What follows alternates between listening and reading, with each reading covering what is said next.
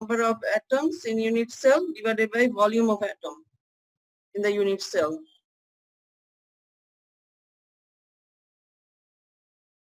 ঠিক আছে, number of atoms in the unit cell x এখানে কত, এর আগের ইয়েতে বের করেছি এ নাম্বারে, এখানে এখানে বের করেছি এটা 4 অ্যাটমস। হ্যাঁ, 4 অ্যাটমস হচ্ছে নাম্বার অফ অ্যাটমস, আর তাহলে নাম্বার অফ অ্যাটমস হচ্ছে 4 আর হচ্ছে volume of unit cell a cube, সেটা হচ্ছে ভলিউম অফ অ্যাটম যেটা বলছে সেটা হচ্ছে তোমার এখানে কপার অ্যাটমের রেডিয়াস দেওয়া আছে, সেখান থেকে তুমি ভলিউমটা বের করে নিবে। তাহলে ভলিউম অফ অ্যাটম দিয়ে ভাগ করলে আমি পেয়ে যাব Na অর্থাৎ অ্যাটমিক কনসেন্ট্রেশন। আমার প্রশ্ন তো এটা কি বলেছিল, চেয়েছে কি atomic concentration, number of atoms per unit volume. ঠিক আছে, নাম্বার অফ অ্যাটমস আমরা জানি, তো সেটার মাধ্যমে এটা বের করা যায়। এরপর বের করতে বলেছে ডেনসিটি অফ ক্রিস্টাল।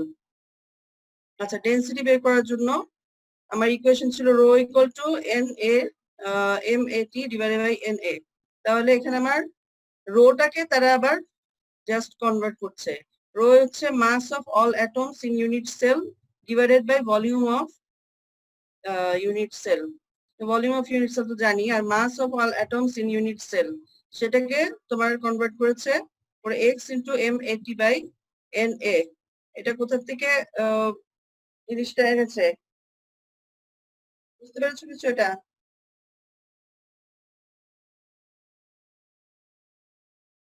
আমরা তো রো এর প্রথম এই স্লাইডের প্রথম অংশে এই ইকুয়েশনটা পেয়েছিলাম, MAT divided by Avogadro's number.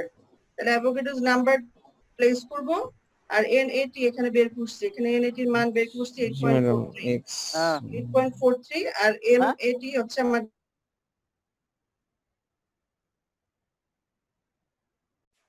তো এটা দিয়ে আমার দোকানে যাবি ডেনসিটি বের হয়ে যাবে। ঠিক আছে, ঠিক আছে। আচ্ছা, তাহলে আমরা আগের দিনের যে মানে ম্যাথমেটিক্যাল প্রবলেমটা ছিল সেটা সেই ধরনের কোনো প্রবলেম যদি আসে তাহলে করতে পারবো। এটা যে কপার দিয়ে না সম্পূর্ণ একটা ম্যাটেরিয়াল দিয়ে আসলে সেটা করতে পারবো এই ম্যাটেরিয়াল গুলো জানলে, অর্থাৎ আমাদের ফর্মুলা গুলো মনে রাখতে হবে। ঠিক না? জি ম্যাডাম। ফর্মুলা গুলো যদি মনে রাখতে পারি তাহলে আমাদের ম্যাথমেটিক্যাল প্রবলেম সলভ করা কোনো প্রবলেম হবে না আশা করি। আচ্ছা, আজকে আমরা পড়বো দুটো জিনিস আছে, একটা হচ্ছে ডিরেকশন এন্ড প্লেনস আর একটা হচ্ছে ক্রিস্টাল ডিফেক্টস। এই দুটো অংশ আমরা আজকে পড়বো, মানে ক্রিস্টালের শেষের অংশ যেটা। আচ্ছা, ডিরেকশন আর প্লেন, এর আগে আমরা তো ইউনিট সেল পড়েছি, সেই ইউনিট সেলের যে প্যারামিটার গুলো লাগে সেটাও জানি যে একটা ইউনিট সেলকে রিপ্রেজেন্ট করার জন্য কি প্যারামিটার লাগে সেগুলো দেখেছি। এখন একটা ইউনিট সেলের মধ্যে আমরা যদি দেখি তাহলে দেখবো যে তার কতগুলো কি প্লেন থাকবে না, এখানে একটা অংশ আছে এখানে একটা অংশ আছে, তাহলে কি এগুলো একটা প্লেন না, এক একটা প্লেন ইউনিট সেলের। তাহলে আমার শুধুমাত্র যে আমি ABC এই প্যারামিটার দিয়ে শুধু এগুলো ল্যাটিসের ইউনিট সেলটাকে রিপ্রেজেন্ট করতে পারছি, কিন্তু আমি তার প্লেনকে রিপ্রেজেন্ট করার জন্য আমার আরেকটা প্যারামিটার লাগে প্লেন, এবং সেই ইউনিট সেলের মধ্যে কোনো একটা পয়েন্ট যদি থাকে তার ডিরেকশন সেটা বোঝার জন্য বা সেটা জানার জন্য আমার কি প্রয়োজন পড়ে, সেটা জানার জন্য আমার প্লেন বা ডিরেকশন জানার প্রয়োজন পড়ে, এবং সেটা প্লেন বা ডিরেকশন গুলোকে যেই নাম্বার দিয়ে রিপ্রেজেন্ট করা হয় সেটাই হচ্ছে আমাদের মিলার ইন্ডিসেস। তাকে বলে মিলার ইন্ডিসেস। পরের স্লাইডটাতে ওটা বলছি। একজন হ্যান্ড রেজ করছো, বলো কি ব্যাপার, কোশ্চেন কি? ম্যাম একজন ক্লাসে ঢুকতে যাচ্ছে বাট পারতেছে না। পরে আসছে বলে একসাথে পরে অ্যালাউ করছি, এক এক করে অ্যালাউ করছি। জি ম্যাম।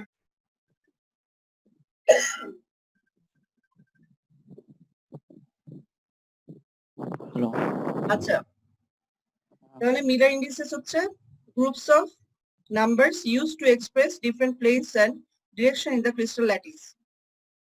আচ্ছা, সেটা কিভাবে বুঝবো? এখানে আমরা ল্যাটিস স্ট্রাকচারটা তো জানি বা ক্রিস্টাল স্ট্রাকচার যেটাও সেটা জানি, তাহলে এর জাস্ট এই যে রেখাগুলো দেখানো হয়েছে, এইভাবে একটা রেখা দেখানো হয়েছে, এইভাবে আরেকটা দেখানো হয়েছে, অথবা এভাবেও দেখানো যেত অথবা এভাবেও দেখানো যেত, অর্থাৎ বোঝা যাচ্ছে যে আমার প্লেন এভাবে থাকতে পারে ওটাকে অ্যাঙ্গেল করে কাট করলে সেই অংশও থাকতে পারে একটা প্লেন, ডিফারেন্ট প্লেন থাকতে পারে আমার।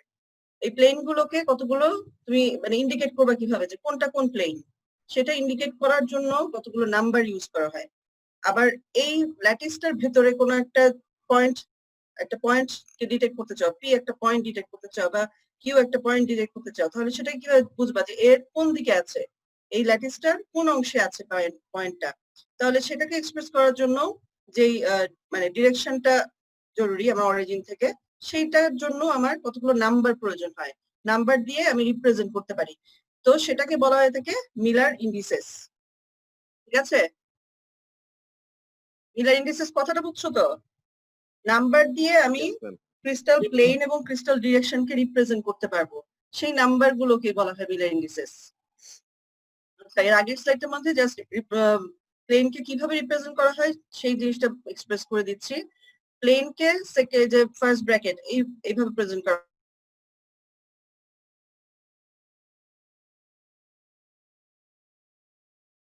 ব্র্যাকেট, আর ফ্যামিলি অফ ডিরেকশনস কে এভাবে অ্যারো দিয়ে, দুটো অ্যারো দিয়ে আমার আটকে দেওয়া হয়। এভাবে হচ্ছে ফ্যামিলি বোঝাচ্ছে ডিরেকশনের, আর এভাবে হচ্ছে ফ্যামিলি বোঝাচ্ছে প্লেনের। ঠিক আছে, সো ফার্স্ট ব্র্যাকেট হচ্ছে প্লেনকে বোঝায়, ডিরেকশনকে বোঝানোর জন্য থার্ড ব্র্যাকেট দিয়ে তোমার নাম্বারটাকে ওটার ভিতরে দিতে হবে। আচ্ছা, তাহলে এখন আমরা যদি প্লেনের আর ডিরেকশনের দিকে যাই, ডিরেকশন বলতে কি বোঝাচ্ছি? এই যে একটা ইউনিট সেল দেখতে পাচ্ছ, এই যে এখানে কি এটা হচ্ছে এক্স এক্সিস। হ্যাঁ ম্যাম, প্লেন আর ফ্যামিলি অফ প্লেনের মধ্যে পার্থক্য কি? আমরা প্লেনটা পড়বো, তো প্লেনটা পড়বার সময় ওইটা ফ্যামিলি অফ প্লেন জানতে পারবো। ঠিক আছে, জাস্ট ওখানে মেনশন করেছি সুবিধার জন্য, যাতে তোমরা বুঝতে পারো যে এক্সপ্রেস করবো কিভাবে। এখন ফ্যামিলি অফ প্লেন বলতে কি বুঝায় সেটা এরপরে আসছি, আগে প্লেনটা বুঝে নিই তারপরে। হ্যাঁ, জি ম্যাম। আচ্ছা, তাহলে ইউনিট সেলের মধ্যে এক্স এক্সিস হচ্ছে এটা, এটা হচ্ছে ওয়াই এক্সিস, এটা জেড এক্সিস দিয়ে রিপ্রেজেন্ট করলো। এখানে একটা পয়েন্ট পি ধরলো, এর ভেতরে একটা জায়গায় একটা পয়েন্ট পি ধরলো, এইখানে যে ছবিতে দেখতে পাচ্ছ। এই পয়েন্টের সাথে তুমি অরিজিন কি জিরো বা ও দিয়ে রিপ্রেজেন্ট করে, ও দিয়ে বা জিরো দিয়ে রিপ্রেজেন্ট করে। তাহলে এটার সাথে এটাকে কানেক্ট করলে যে ডিরেকশনটা পাচ্ছ, আমি বলছি ওই পয়েন্টের ডিরেকশনটাকেই তুমি এখন রিপ্রেজেন্ট করতে চাও। তাহলে তাকে রিপ্রেজেন্ট করার জন্য যে নাম্বার ইউজ করা হয় সাধারণত এটাকে বলে HKL। HKL অথবা এই যে এখানে যে HKL, এটা দিয়ে রিপ্রেজেন্ট করা হয়। কিন্তু তুমি যদি ডিরেকশন রিপ্রেজেন্ট করো তাহলে তুমি এটাকে থার্ড ব্র্যাকেট দিবা। এই যে এখানে 1 2 1 দিয়েছে না, থার্ড ব্র্যাকেট দিয়ে ক্লোজ করে দিয়েছে। থার্ড ব্র্যাকেট দেখলে প্লেনস, আমি ডিরেকশনের আগে বলছি, তারপরে এরপরে স্লাইডে আছে প্লেনস, প্লেন বুঝাবো তখন ফার্স্ট ব্র্যাকেট দিয়ে। আচ্ছা, ডিরেকশন তাহলে থার্ড ব্র্যাকেট দিয়ে বোঝায়। আর নাম এইটাকে কিভাবে বের করবা? আমি যদি এমনি নরমালি স্থানাঙ্ক, আমরা পড়েছি না স্থানাঙ্ক, কোন একটা পয়েন্টে 3 ডাইমেনশনালে এক্স ওয়াই জেড দিয়ে কোন স্থানাঙ্ক তো বুঝি। ধরো এটা এই পয়েন্টটাকে রিপ্রেজেন্ট করছে, পি টাকে রিপ্রেজেন্ট করছো তুমি x not y not z nought, অর্থাৎ পি থেকে যদি তুমি লম্ব টানো এক্স ওয়াই জেড এ, এক্স এক্সিস ওয়াই এক্সিস আর জেড এক্সিস এ যদি লম্ব টানো পি পয়েন্ট থেকে, মানে এটাকে তুমি কিন্তু পি পয়েন্টটাকে একটা জায়গায় 3 ডাইমেনশনে চিন্তা করো, এটা পি পয়েন্ট, সেখান থেকে তুমি এই বরাবর এক্স এক্সিস একটা লম্ব টানছো, এখানে ওয়াই এক্সিস এর একটা লম্ব টানছো, আবার এদিকে জেড এক্সিস এর উপরেও একটা লম্ব টানছো। সেই লম্ব টানলে আমি কি পাবো? এখান থেকে এক্স নট একটা মান পাবো, এক্স নট এদিক থেকে ওয়াই এর দিকে যেটা সেটার নাম দিয়েছে ওয়াই নট, আর যেটা জেড এর দিকে সেটা জেড নট। তাহলে পি এর স্থানাঙ্কটা হচ্ছে পয়েন্টটাকে কি বলতে পারবো? X not y not z nought, এই পয়েন্টটা। এখন এক্স নট কে আমি এ বি সি, আমি তো ল্যাটিস প্যারামিটার দিয়ে রিপ্রেজেন্ট করতে জানি। ইউনিট সেলকে আমি চিনি হচ্ছে ল্যাটিস প্যারামিটার দিয়ে, এ বি সি দিয়ে আমি চিনি যে এ কোন দিকে বি কোন দিকে। আমার এ বললে আমি বুঝবো এক্স এক্সিস বরাবর এর ল্যাটিস ইউনিট সেলের কত অংশ সে। তাহলে এখানে দেখা যাচ্ছে যেটা উদাহরণস্বরূপ যেটা দেখিয়েছে সেটা হচ্ছে হাফ অফ এর সমান, যখন পি থেকে লম্ব টেনেছি, অর্থাৎ এক্স নট পয়েন্টটা হচ্ছে হাফ অফ এর সমান, ওয়াই নট পয়েন্টটা হচ্ছে বি এর সমান, অর্থাৎ এখান থেকে পুরো ল্যাটিস যতটুকু, বি তো হচ্ছে পুরো ইউনিট সেলের যতটুকু থাকে, এ যতটুকু পুরো ইউনিট সেলের এক্স এক্সিস বরাবর যতটুকু অংশ, তাহলে হাফ অফ এ মানে অর্ধেক, এখানে অর্ধেক, আর এটা হচ্ছে পুরোটা বি। আর জেড এর ক্ষেত্রেও সি হচ্ছে হাফ অফ সি দেখানো আছে, তাহলে হাফ অফ সি মানে হচ্ছে এখানে কি জেড এর হাফ, জেড নট এর আর কি, জেড এক্সিস বরাবর হাফ অফ সি, সি এর অর্ধেক। তাহলে এই পয়েন্ট গুলো হচ্ছে কোন পয়েন্ট? এই পয়েন্ট গুলো হচ্ছে তোমার পি এর স্থানাঙ্ক হিসেবেও যদি চিন্তা করো তাহলে একইভাবে তুমি মেজারমেন্টে একইভাবে কিন্তু বের করবা। তাহলে আমি পিটাকে একটা পয়েন্ট ধরলাম যেটাকে তুমি এক্স নট ওয়াই নট এবং জেড নট দিয়ে তুমি রিপ্রেজেন্ট করছো, এবং x not y not z not কার সমান? হাফ অফ এ বি এবং হাফ অফ সি এর সমান। হ্যাঁ বলো ইয়ে ম্যাম ম্যাম বি এরটা ম্যাম বুঝি না, আরেকবার একটু যদি বলতেন বি এর বিষয়টা ম্যাম। ম্যাম এই যে এর পয়েন্ট বিষয় হচ্ছে বি, ওয়াই নট হচ্ছে বি, ওয়াই নট হচ্ছে বি, কারণ আমি ইউনিট সেলের একটা বাহু কত হবে? একটা ওয়াই এক্সিস বরাবর পুরো ইউনিট সেলকে আমি কি ধরি? বি না? এক্স এক্সিস বরাবর এ বি সি, যেটা আমরা ইউনিট সেল হ্যাঁ। রিপ্রেজেন্ট করি ল্যাটিস প্যারামিটার দিয়ে। তাহলে সেই হিসেবে আমার এখানে পি পয়েন্টটা তারা ধরেছে যে পি এমন একটা পয়েন্ট যার স্থানাঙ্ক হচ্ছে x not y not z nought, যেখানে এক্স নট হচ্ছে হাফ অফ এর সমান, ওয়াই নট হচ্ছে বি এর সমান, আর জেড নট হচ্ছে হাফ অফ সি এর সমান। ব্যাপারটা হচ্ছে এটা, বুঝে গেছে? জি ম্যাম। আচ্ছা, তাহলে ওরা বলছে যে এখন তাহলে পি এর আমি এখন বের করব, যে আমি এটা ডিরেকশন বের করব। এখন ওইভাবে ডিরেকশন বের করতে হলে কি করতে হয় সেই স্টেপ গুলো দেখো। সেই স্টেপ গুলোর ক্ষেত্রে আমি এখন পি এর নতুন একটা নতুন ভাবে পয়েন্ট আউট করছি এবিসি কে বাদ দিয়ে। এবিসি হিসেবে তো তুমি ইউনিট ল্যাটিসে তুমি তার অংশগুলো জানো। তাহলে এ আর বি আর সি, দেখো হাফ অফ এ শুধু তার x1 y1 নতুন নাম দিচ্ছে x1 y1 z1, পি এর মানে পি কোন পয়েন্টে আছে? হচ্ছে x1 y1 z1 এ আছে, যেটা হাফ 1 আর হাফ তার হচ্ছে স্থানাঙ্কটাকে ধরছো, ধরো ওই পয়েন্টটাকে রিপ্রেজেন্ট করছো। প্রথমত হচ্ছে তার একটা পয়েন্ট বলিয়ে দেওয়া আছে, ঠিক আছে? সেটা হচ্ছে এবি দিয়ে, এবিসি দিয়ে। এখন তুমি বের করতে চাচ্ছ যে ডিরেকশন বের করার নিয়ম কি? যেই মানে এবিসি যে অংশ তার সাথে যে অংশটা আছে সেটাকে তুমি এবিসি বাদ দিয়ে সেই অংশগুলো শুধু নিবে। দেখো এর এর সাথে যে হাফ ছিল হাফ নিচ্ছ, বি এর সাথে 1 আছে 1 নিচ্ছ, সি এর সাথে হাফ আছে হাফ নিচ্ছ। তাহলে এটা হচ্ছে তোমার x1 y1 z1 ধরছে। এখন এটাকে কি করবে? Multiply or divide this numbers until we get the smallest integers u v w। আচ্ছা, ডিরেকশনের ক্ষেত্রে বলছি u v w দিয়ে রিপ্রেজেন্ট করে। এখন এই যে অংশটা, এটা তো ফ্র্যাকশনাল অংশ, ফ্র্যাকশনাল হিসেবে দেখা যাচ্ছে যে হাফ 1 হাফ। আমি ফ্র্যাকশন রেখে করবো না, ফ্র্যাকশন রেখে কোনো ডিরেকশন দেখানো যায় না, তোমাকে একদম রাউন্ড ফিগার আনতে হবে। এখন রাউন্ড ফিগার আনলে সেটা তো তুমি অনেকভাবে আনতে পারো, কিন্তু যে তুমি সবচেয়ে স্মলেস্ট যদি নাম্বার নিতে চাও তাহলে এটাকে কত দিয়ে মাল্টিপ্লাই করলে পাবা? তো এটা যদি এখন 1/3 হতো, এখানে 1/2 হতো, তাহলে কত দিয়ে মাল্টিপ্লাই করতে হতো? এই জায়গায় যদি 1/3 6 দিয়ে, সেটাই 6 দিয়ে মাল্টিপ্লাই করলে তখন উপরে আসতো 2, এখানে আসতো 6, এখানে আসতো 3, তখন সেটা হতো তার ডিরেকশনের মান। তাহলে এখানে আসতেছে কত? 1 2 1, 1 to 1 আসতেছে। তাহলে এই 1 to 1 কে এই দেখো, এই যে 1 to 1 লিখেছে, কিন্তু এটাকে এখন ডিরেকশন বোঝানোর জন্য কি করবে? এটাকে ডিরেকশন বোঝানোর জন্য আমার থার্ড ব্র্যাকেট দিতে হবে, যেটা আমি তোমার প্রথম স্লাইডটাতে একটা জাস্ট সামারাইজ করে দিয়েছিলাম যাতে মাথায় থাকে। এই যে এইখানে তুমি থার্ড ব্র্যাকেট দিয়ে কাকে রিপ্রেজেন্ট করবা? ডিরেকশনকে। আচ্ছা, ডিরেকশনকে রিপ্রেজেন্ট করবা। এখন এই জিনিসটা সবাই বুঝতে পেরেছো কিনা? অন্য নাম্বার দিলে বুঝতে পারবা তো? আচ্ছা ম্যাম, মাল্টিপল আর ডিভাইড এটার মধ্যে অপশন কেন?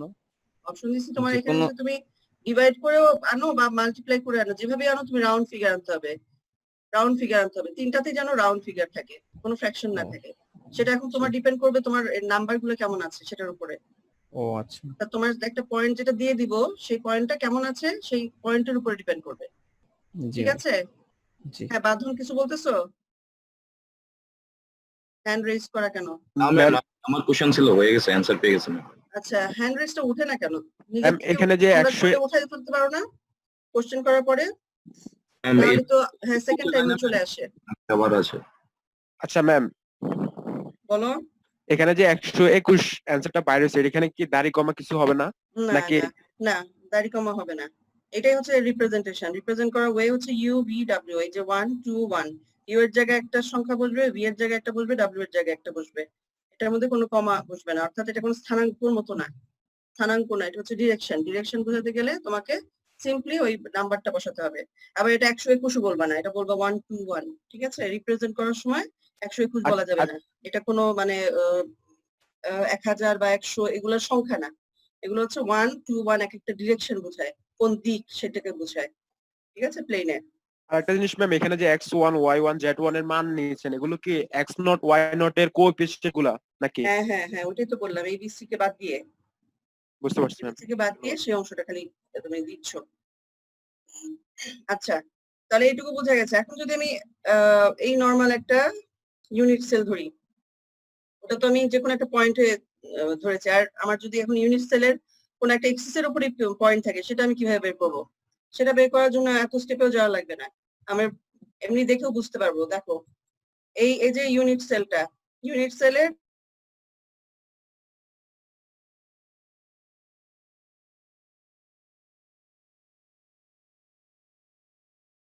হয়ে যায়, সেজন্য বললাম যে এটার জন্য তোমার এত স্টেপে চিন্তা করতে হবে না, এমনিও বলে বোঝাতে পারবে, আর স্টেপে করলেও সে একই জিনিসই আসবে। কিন্তু এটার ক্ষেত্রে তুমি চিন্তা করে পারবে না, তোমাকে স্টেপে যেতে হবে। পি পি ফ্লোটিং একটা পয়েন্ট থাকলে, আর এক্সিস এর উপরে যদি পয়েন্ট থাকে তুমি এমনিতেও বের করতে পারবা। কিভাবে বের করবা? ধরো এটার ক্ষেত্রে এই পয়েন্টটা, এই পয়েন্টের স্থানাঙ্ক কত? এক্স কত? x0 madam. No, no, 0x. x0, হ্যাঁ 0a, তাহলে আর বি হচ্ছে b1 0 ম্যাম। b, আর সি হচ্ছে 0 0, ঠিক না? জি ম্যাম। 0c, মানে সি এর দিকে কোনো ইয়ে নাই। এখন কোন জায়গায় আছে? আমার এক্স এক্সিসেও এটা সামনের দিকে আসে নাই, এই পয়েন্টটা আমার শুধুমাত্র বি এক্সিসে সে মুভ করছে, তার পয়েন্টটা হচ্ছে বি এক্সিসের বি ডিরেকশনে, বি পয়েন্টে। এন্ড বি পয়েন্টকে তো আমরা বি ধরি না, আমরা হচ্ছে বিটাকে কোএফিশিয়েন্টটাকে ধরি, ঠিক না? বি এর সাথে যে অংশটা থাকে সেটাকে ধরি, তাহলে 1b, আর বাকিগুলো কি 0। এ হচ্ছে 0, বি হচ্ছে 1, আর সি হচ্ছে 0। তাহলে আমার এটা কি দাঁড়ালো? 0 1 0। এই 0 1 0 কে তুমি কি করবা? থার্ড ব্র্যাকেট দিয়ে এক্সপ্রেস করবা, তাহলে ডিরেকশন হয়ে গেল, ঠিক আছে? আবার এই জায়গাটা যদি ধরো, জেড এক্সিস এর উপরে যেটা 0 0 1 যেটা, এটা বোঝা যায়? দেখো জি ম্যাম। এর এটার এ কত? 0, 0 বিও 0, 0 বিও b1 দিকেও কোনো অংশ নাই, শুধুমাত্র b1 উপর দিকে b1 জেড এর দিকে আছে, জেড এর দিকে আমার সি আছে, তাহলে সি এর কোএফিশিয়েন্ট 1, তার মানে সিটাকে বাদ দাও, হ্যাঁ সিটাকে বাদ দিয়ে দাও, তাহলে তোমার কি 0 0 1 হয়ে যায়। ম্যাম, বিষয়টা কি এমন যে মানে যে এক্সিস এর উপর থাকবে সেই এক্সিসে শুধুমাত্র 1 হবে আর বাদ বাকি দুইটা 0 হবে? সেই এক্সিসে 1 হবে, তোমাকে সবসময় দেখেই বলতে হবে কতটুকু যাচ্ছে সে। একাধিক এক্সেসে 1 হতে পারে ওটা ম্যাম, যদি সেটা তো তোমার- কথা। না, ওটা যদি মিডলে থাকে, তোমার এর আগে যেরকম তুমি পয়েন্ট পেয়েছো, এটা যদি পয়েন্টটা তুমি মিডলে নাও, তখন তো ডিফারেন্ট হবে না। সো তুমি বলতে পারো না যে বি এক্সিস এর উপরে থাকলেই তোমার 1 হবে, বি এক্সিস এর অর্ধেকে থাকলো, তাহলে কি b/2 হবে না? হ্যাঁ ম্যাম, ঠিক আছে। তাহলে b/2 হলে তো তখন 1 হলো না, কারণ বিটাকে সরাই দিলে আমার তো আমি বলতে চাচ্ছি যে একদম ইউনিট সেলের ওই পয়েন্ট গুলোতে, কারণ এটা যাতে চোখে থাকে, তুমি এমনিতেই চিন্তা করলে তোমার চলে আসবে যে বি এর একদম ইউনিট সেলের যে ক্রস সেকশনাল 1 1 পয়েন্ট গুলো, সেই পয়েন্ট গুলোতে যদি থাকে, ইউনিট সেল যেহেতু 1 1 1 এভাবে চিন্তা করো যদি, তাহলে ওভাবে চিন্তা করলে পাবা। আচ্ছা, আবার যদি নেগেটিভ ডিরেকশনে চিন্তা করো, আমার তো ইউনিট সেল ক্রিস্টাল যখন হয় অনেকগুলো ইউনিট সেলের রিপিটেশন, তার মানে আমার লেফট সাইডেও ইউনিট সেল আছে, উপরেও আছে, নিচেও আছে, ঠিক না? আমি এখন লেফট সাইডে যদি চিন্তা করি, তাহলে সেটাকে তখন কিভাবে রিপ্রেজেন্ট করবা? তুমি যেহেতু এই জায়গাটাকে অরিজিন ধরছো, তুমি তো একটা পয়েন্ট ধরে নিছো আগে, তুমি এটা আবার এই সাইডেও ধরে নিতে পারবা, এটাকে শিফট করতে পারবা চাইলে, কিন্তু তখন আবার তোমার ওই পয়েন্টটা ডিফারেন্ট হয়ে যাবে।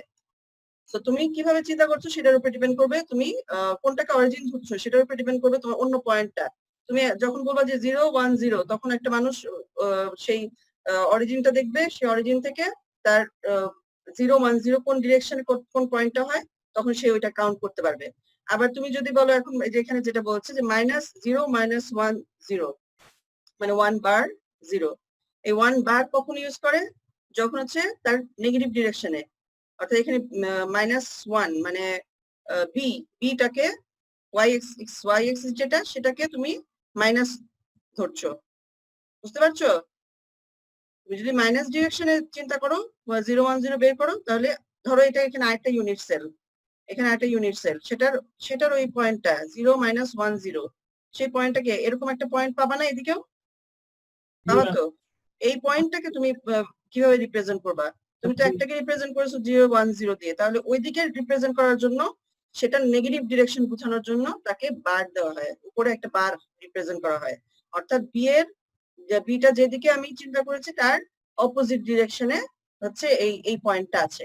0 -1 0 যে পয়েন্টটা সেটা হচ্ছে 0 1 বার 0, এটা এই পয়েন্টটা আছে তার নেগেটিভ ডিরেকশনে।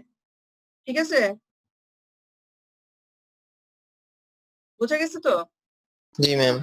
আচ্ছা, এখন এই পয়েন্টটাতে আসো, এই পয়েন্টটাতে আসো, এটার মধ্যে এই পয়েন্টটা আগের- দেখানো হয়েছে ম্যাডাম আগের 100 টা একটু 1 10 0 1 0 0 তো এখন নিজে বোঝার কথা।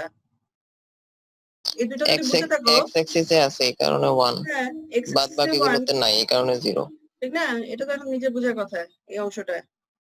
জি ম্যাম। সামনে প্রথম কোনটা আছে সেটা দেখবা। তুমি এখন তোমাকে যদি পয়েন্ট বের করতে বলে, তোমার পয়েন্ট দিয়ে দিল একটা ইউনিট সেলে, তখন তুমি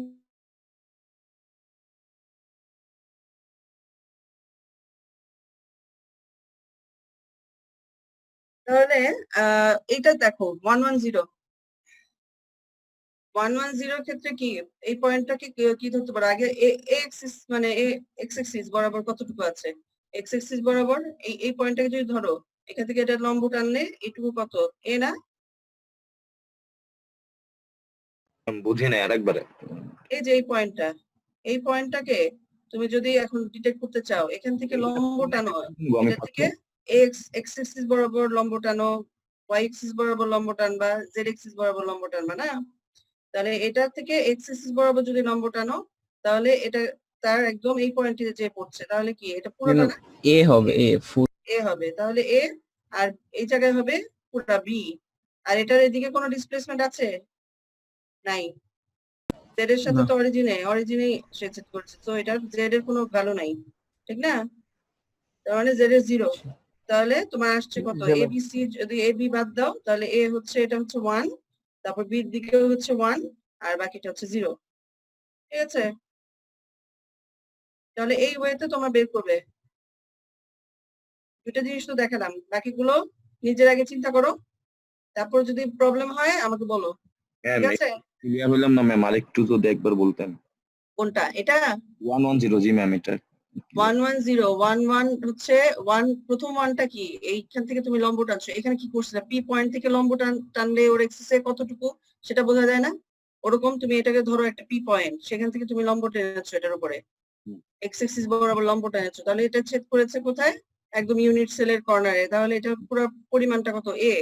তাহলে এ, আর এদিকে বিটাকে এখান থেকে আবার লম্ব টানো, তাহলে বি হচ্ছে পুরো বিটাকে কর্নারে ছেদ করেছে, তাহলে পুরো বি, এ বি, আর ওইদিকে সি এর জায়গায় হচ্ছে অরিজিনে, তার মানে 0, সি কে কোনো অংশে ছেদ করে নেই, অর্থাৎ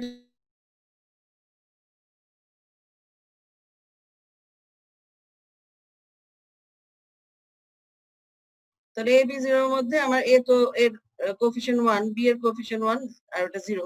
ঠিক আছে, তাহলে 110, এবং সেটাকে অবশ্যই থার্ড ব্র্যাকেট দিয়ে রিপ্রেজেন্ট করতে হবে। ঠিক আছে, আর এটাকে যদি রিপ্রেজেন্ট করো তাহলে কিভাবে করবে? ওয়েট করছে সাইফুল, কার কোশ্চেন আছে আর? আচ্ছা, তাহলে এই ইউনিট সেলের ক্ষেত্রে এই পয়েন্টটা যদি চিন্তা করো, এই পয়েন্টটা চিন্তা করলে আমার এখান থেকে লম্ব টানো, এখানে একটা, এখান থেকে যদি লম্ব টানো এটা পড়বে এখানে, এটা থেকে এখানে, তাহলে এ এক্সিসেও আসবে, বি এক্সিসেও আসবে, সি এক্সিসেও আসবে, অর্থাৎ তার ট্রানজিশনটা আমার এদিকের একটা কর্নারে, একদম এই কর্নারটায়, আমার এটা একদম কর্নারটায়। তাহলে আমার এটা যদি কর্নার হয়ে থাকে, আমার এখান থেকে এই পয়েন্টে আসতে হলে, মানে পিছনেরটা ধরো, এই পিছনের যে এটাকে ধরো এক্স ওয়াই, এই যে এক্স ওয়াই আর জেড উপরের দিকে, নিচের তলটা ধরো, ঠিক আছে, কারণ আমি উপরের তলে ধরছি জেড, জেড এর এই পয়েন্টটা ধরছি। ঠিক আছে, তাহলে এটার ক্ষেত্রে আমি এই পয়েন্টটা পাবো কিভাবে? এই পয়েন্টটা পাবো, আমাকে এক্স এক্সিসেও মুভ করতে হবে সামনের দিকে, ওয়াই এক্সিসেও মুভ করতে হবে, তারপরে জেড এক্সিসে উপরের দিকে মুভ করতে হবে, তাহলে আমি ওই পয়েন্টটা পাবো। চিন্তা করতে হবে 3 ডাইমেনশনে, চিন্তা করো, এখান থেকে আমি এক্স এক্সিসে কিছুটা মুভ করব, তারপর এখান থেকে ওয়াই এক্সিস এ মুভ করব, তারপর আমি জেড এক্সিস এ মুভ করব, তাহলে আমি পাবো এই পয়েন্টটায় পৌঁছাতে পারবো, ঠিক না? বোঝা যায় না? জি ম্যাম। আচ্ছা, তাহলে এই পয়েন্টটা যদি পৌঁছাতে হয় আমার এ এক্স এক্সিস বরাবর এ মুভ করতে হচ্ছে, ওয়াই এক্সিস বরাবর বি মুভ করতে হচ্ছে, আর জেড এক্সিস বরাবর সি মুভ করতে হচ্ছে, তাই না? তাহলে এ বি সি আসছে। এখন এ বি সি এর কোএফিসিয়েন্ট তাহলে কত? 1 1 1। বোঝা যাচ্ছে? আচ্ছা ম্যাম, এটা হচ্ছে নিচ থেকে গেলেও তো 1 1 1, উপর থেকে আসলেও তো 1 1 1, সেম জিনিস না? কোন মানে কোন যদি উপর থেকে আসলে? মানে আপনি তো ম্যাডাম নিচ থেকে যেমন নিচ থেকে তো আমি তো অরিজিন ধরবো একটাকে, অরিজিন ধরলে সেটা অনুযায়ী মেজারমেন্টটা হবে। অরিজিন যদি তুমি উপরে ধরো সেটা থেকে তখন আরেকভাবে হবে না? এখানে ও অরিজিন ম্যাডাম, ধরলে তো এই পয়েন্ট আবার এই তলে হয়ে যাবে। আচ্ছা ম্যাডাম, এটা তো আসলে উপরের দিকে আছে না, উপরের কর্নারে আছে না? হ্যাঁ, উপরের কর্নারে এরকম, আচ্ছা ম্যাডাম, উপরের কর্নারে। আচ্ছা ঠিক আছে, তাহলে অরিজিন হচ্ছে ভিতরে, ঠিক আছে। আচ্ছা হ্যাঁ, বুঝতে পারছি। একটু চিন্তা করতে হবে, এই আর কিছুই না। হুম হুম হুম, বসে বুঝতে বসে একটু পারছি। চিন্তা করলে দেখবা নিজেই সর্ট আউট করতে পারছো। আমি জি জাস্ট ম্যাডাম। জিনিসটা ধরাই দিচ্ছি যে কিভাবে মেজার করতে হয়, এই বাকিটা নিজের ক্লিয়ার করে নিতে হবে উম, চিন্তা করে, ঠিক আছে? জি ম্যাম। আচ্ছা, এই অংশটা কিভাবে মেজার করবা? আমার মনে হয় এটা নিজেই পারবা। এটা আমি দেখাবো না, এটা তোমরা বাসায় বসে বসে আগে চিন্তা করবা। এক্স ওয়াই জেড 3-4টা পয়েন্ট কোন দিকে মাইনাস হয় কোন দিকে মাইনাস হয় না চিন্তা করলে আশা করি বাইর হবে। আচ্ছা, এটাকে আমি বলি, এটা ওই যে মাইনাসের হিসেবে এখানে একটা পয়েন্ট বলছে, এই পয়েন্টটাকে কিভাবে দেখবে তোমরা? এর দিকে একবার যাবে পয়েন্টে আর পৌঁছাতে গেলে আমার এর কোন দিকে যেতে যেতে হবে? এ দিকে, এখান থেকে এ আসতে হবে না? জি ম্যাম। তারপরে বি তারপর ডিরেকশনেও এদিকে যেতে হবে। এখন জি বি ম্যাম। ডিরেকশন তো আমার কোনটা আসলে এদিক না? তাহলে জি এটা কি ম্যাম, মাইনাস এটা বি আসলে আমরা, ডিরেকশন না? হ্যাঁ মাইনাস বি। তাহলে এটা মাইনাস বি ডিরেকশনে যেতে হবে। তাহলে এ ডিরেকশন ঠিক আছে, আর মাইনাস বি ডিরেকশন, আর ঠিক এটা আছে। সি আছে? সি নাই, উপরের সি দিকে না নাই। তো, পয়েন্টটা তো উপরে না, এখানে হ্যাঁ। এই তলের মধ্যেই এক্স ওয়াই তলে, ঠিক না? ম্যাম মাইনাস বি টা যদি একটু আবার বলতেন। মাইনাস বি ম্যাম কেন হবে না? আমি তো অরিজিন এটাকে ধরছি। আমি যদি এখানে অরিজিন ধরতাম তাহলে ডিফারেন্ট হতো, কিন্তু আমি তো অরিজিন এখানে ধরছি, ঠিক না? এই জায়গায় আমি অরিজিন ধরেছি। জি ম্যাম। তো আমার এই অরিজিন হিসাবে তো আমার এদিকে যদি আমি মুভ করি, এই দিকে এই লেফট সাইডে মুভ করি, তাহলে তো আমার বি পয়েন্ট হচ্ছে এই মাইনাস বি, ঠিক না? আমার তো জি ম্যাম। এইদিকে হচ্ছে প্লাস বি, আর এইদিকে হবে মাইনাস, তাহলে এই মাইনাস বি দিকে আমি যাচ্ছি, তাহলে সেটা হচ্ছে আমার, তাহলে A B A minus B 0।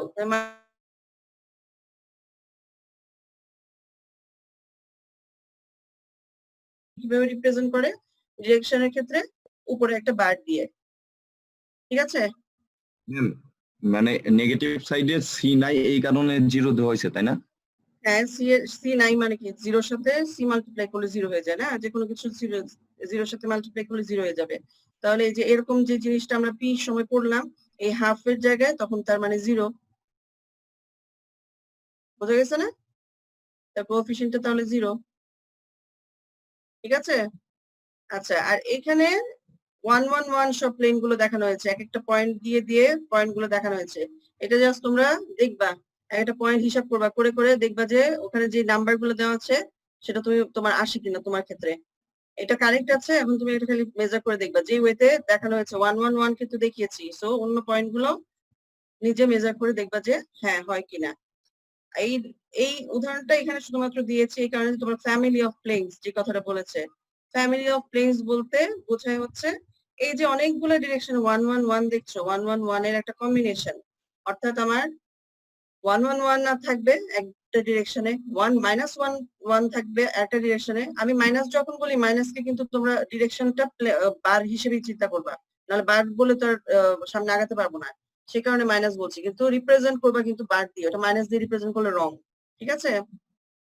তাহলে আমার ফ্যামিলি অফ প্লেনস বলতে আমার সবগুলো 1 1 1 এর কম্বিনেশন বোঝাচ্ছে, অর্থাৎ আমার -1 1 1 হতে পারে, 1 -1 1 হতে পারে, যতগুলো 1 1 1 এর কম্বিনেশন আছে, অর্থাৎ যতগুলো 1 1 1 প্লেন আছে আমারটার মধ্যে, 1 -1 1 প্লেন হতে পারে, -1 1 1 প্লেন হতে পারে, আবার -1 প্লেন হতে পারে, অনেকগুলো প্লেন হতে পারে।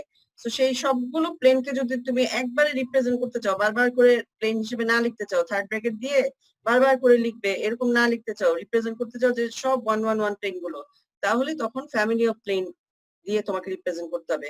অর্থাৎ 1 এর যতগুলো কম্বিনেশন তৈরি হয়, ততগুলো যে প্লেন আছে, সেই প্লেন গুলোকে একত্রে রিপ্রেজেন্ট করাকেই বলা হয় ফ্যামিলি অফ প্লেনস, এবং সেটাকে রিপ্রেজেন্ট করে তোমার এই যেরকম বার, এই বার চিহ্নটা দিয়ে এখানে যেটা দেখানো হয়েছে। ক্লিয়ার?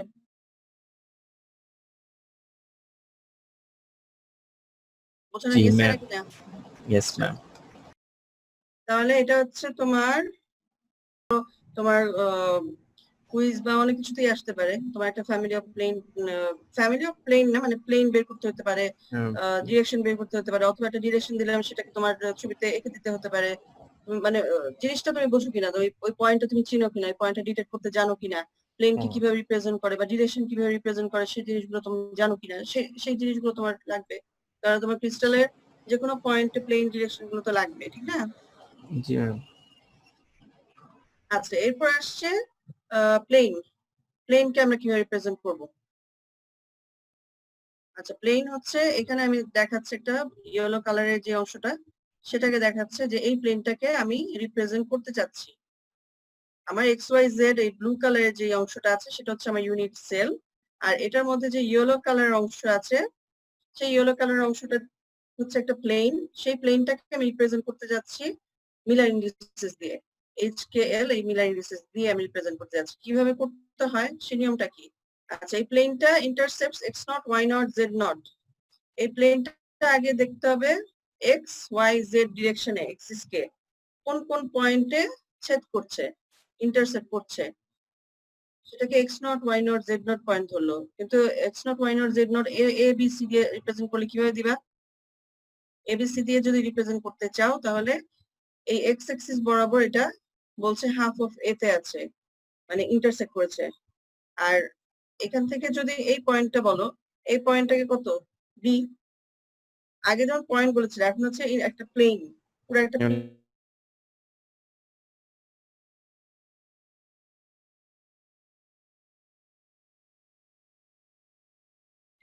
আর জেড এক্সিস এ কোনো পয়েন্টে ছেদ করা নেই, প্যারালালি উপরের দিকে চলে গেছে, ঠিক আছে? জেড এক্সিস এ কিন্তু কোনো পয়েন্টে ছেদ করে নাই। একটু জি বুঝে ম্যাম। গেছে তো? হ্যাঁ জি ম্যাম, জি ম্যাম। আচ্ছা, তাহলে এটা প্যারালালি চলে গেছে। তো প্যারালালি চলে যাওয়া মানে কি? এটা ইনফাইনাইটে যায়, সে ওটাতে ছেদ করবে এটা বোঝায়। তার মানে এটা হচ্ছে কোএফিশিয়েন্ট হবে ইনফাইনাইট, সেজন্য আমি ইনফিনিটি দিয়েছি, মানে এটা ছেদ করছে না এরকম ব্যাপারটা। তাহলে ম্যাথমেটিক্যালি রিপ্রেজেন্ট করতে হলে তাকে ইনফিনিটি দিতে হবে। এখন এটার ক্ষেত্রে আমাকে কি করতে হবে? এ বি সি টাকে আমি আবার উঠিয়ে দিব, কোএফিশিয়েন্ট গুলো ফেলে নিব, নতুন পয়েন্ট হিসেবে লিখবো x1 y1 z1, সেটা কি হাফ 1 আর ইনফিনিটি।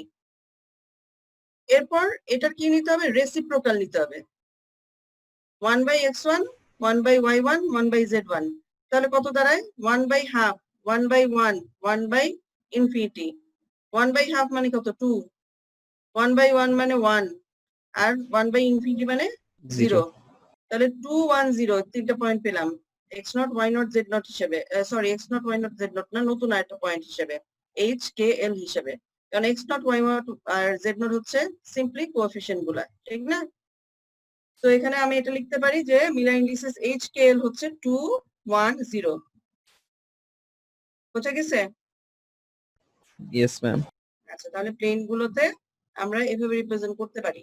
এখন আমি এই সিম্পল ইউনিট সেলটা ধরি, এই স্টেপ গুলো মনে রাখবে, তাহলে তোমার যে কোনো প্লেন দিলেও তুমি কোথায় ইন্টারসেক্ট করছে সেই পয়েন্ট গুলো দেওয়া থাকলে ছবিতে তুমি নিজেই বের করতে পারবা যে তার মিলার ইন্ডিসেস কত, HKL কত। আচ্ছা, যে ডিরেকশনের সময় কিভাবে বের করে আর প্লেনের সময় কিভাবে বের করে সেই দুটো জানলে। আচ্ছা, এখন এটাকে যদি তুমি দেখো ইউনিট সেল, এই ইউনিট সেলটাকে দেখলে এই যে ইয়েলো কালারের এখানে অংশটা দেখানো আছে, এটাকে কিভাবে রিপ্রেজেন্ট করবা? এটা এক্স অ্যাক্সিস বরাবর এটা কি ছেদ করেছে কোন অংশ? না ম্যাম। না ম্যাম। এক্স অ্যাক্সিসের সাথে প্যারালাল, ঠিক না? তাহলে এক্স অ্যাক্সিসের সাথে প্যারালাল যদি হয় তাহলে আমরা এটাকে ওই আগের মতো ইনফাইনাইট আবার এ না এক্স এর সাথে প্যারালাল, জেড এর সাথে প্যারালাল, আর ওয়াই এর হুম। সাথে মনে হয় ওয়াই বসছে, কে ছেদ করেছে। ছেদ করছে। তাহলে ওয়াই কে যদি ছেদ করে তাহলে ওয়াই কে বি পয়েন্টে ছেদ করেছে, যেখানে সে বি এ বি সি যদি আমি উঠিয়ে দিই তাহলে ওই আগের মতো ইনফিনিটি, তারপর আসবে বি জায়গায় 1 আর আসবে ইনফিনিটি। এখন এটা রেসিপ্রোকাল নিতে হবে। 1/ইনফিনিটি হচ্ছে 0 আর 1 তো 1ই, আর 1/ইনফিনিটি আবার 0, তাহলে 0 1 0। তাহলে এই প্লেনটাকে আমি যে মিলার ইন্ডিসেস দিয়ে রিপ্রেজেন্ট করব 0 1 0 বোঝাবে। বুঝা গেছে না? Yes ma'am. আচ্ছা, এখন এক্স ওয়াই জেড এখানে একটা জিনিস দেখানো হয়েছে যে আমি যদি এটার অরিজিন এই পয়েন্টে ধরি, এর থেকে লেফটে যাই, লেফটে গেলে যে ইয়েলো কালারটা পড়ছে প্লেনটা, সেটাকে আমার বি কি হবে তখন? মাইনাস না, মাইনাস বি হবে। বাকি জি সব ম্যাম। তো একই রকম হবে। এক্স এক্সিসেও সে ছেদ করে নাই, জেড এও না, কিন্তু ওয়াই এক্সিসে করেছে, সো এটা মাইনাস বি হবে।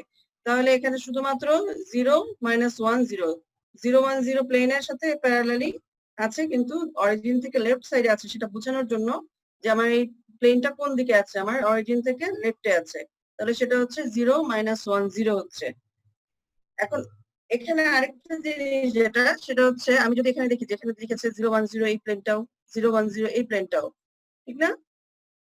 এটাও 0 1 0 প্লেন কেন? এটাও 0 1 0 প্লেন বলার কারণ কি? এখানে তো 0 2 0 প্লেন হয়ে বলছে না। এটার কারণ হচ্ছে তোমার আমার ল্যাটিস ইউনিট সেল দিয়ে তৈরি, ঠিক না? আমি যদি অরিজিন এই পয়েন্টে ধরি, সেটাও যেই প্লেনটাকে তৈরি করবে, আমি এই প্লেনের জায়গায় এখন আমি যদি এই অরিজিন বলি যে হ্যাঁ এই প্লেনে আমার এখন অরিজিন, তাহলে এই জায়গায় আরেকটা যে প্লেন তৈরি হবে সেটাও তখন সে একই ডিস্টেন্সেই থাকবে। বুঝা গেছে?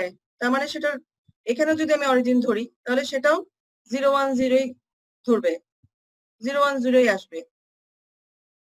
অর্থাৎ আমার এই অ্যাঙ্গেলে যতগুলো প্লেন হবে, আমার একটা ক্রিস্টালের মধ্যে ইউনিট সেল অনেকগুলো আছে, সেটার মধ্যে আমার এই 0 1 0 0 1 0 এইভাবে একই ডিস্টেন্সে যতগুলো প্লেন আসবে সবগুলোই হচ্ছে তার 0 1 0, সবগুলোই তার 0 1 0 প্লেন।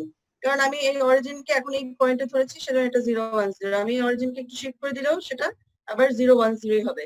অর্থাৎ আমি ইউনিট সেল দিয়েই রিপ্রেজেন্ট করছি সবগুলোকে, যে আমি এর প্যারালালি যতগুলো পাচ্ছি সেটা হচ্ছে 0 1 0, কারণ এটা সবসময় আমার ওয়াই এক্সিস কে কাটবে, এক্স আর জেড কে কাটবে না, এবং সেটা আমি অরিজিন যতটুকু ধরবো তার থেকে এতটুকু ডিস্টেন্সই থাকবে, অর্থাৎ 1 ইউনিট পরিমাণ ডিস্টেন্সিং সে থাকবে। তাহলে এখানেও যদি আমি আরেকটা 0 1 0 ধরি, তাহলে তার আগের পয়েন্টে 0 অরিজিন ধরে, মানে এটাকে ইউনিট সেল ধরে, সেটা থেকে 0 1 0 ডিস্টেন্সে থাকবে। এখন এই অংশটাই কি বলে?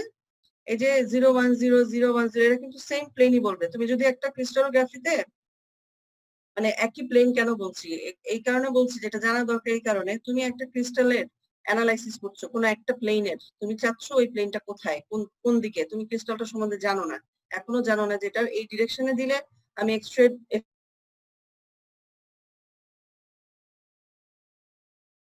কোন দিকে তুমি অ্যাপ্লাই করবে। তুমি বিভিন্ন সাইড থেকে অ্যাপ্লাই করার পরে এক একটা ডিরেকশনে এক একটা প্যাটার্ন পাওয়া যায়। এক্সট্রা ডিফ্লেকশনের প্যাটার্ন দেখে বোঝা যায় যেটা কোন প্লেন, কেন ওটা আগে থেকে ডিটেক্ট করে জানা আছে যে এই ধরনের প্লেনে এই ধরনের ডিফ্লেকশন প্যাটার্ন আসে।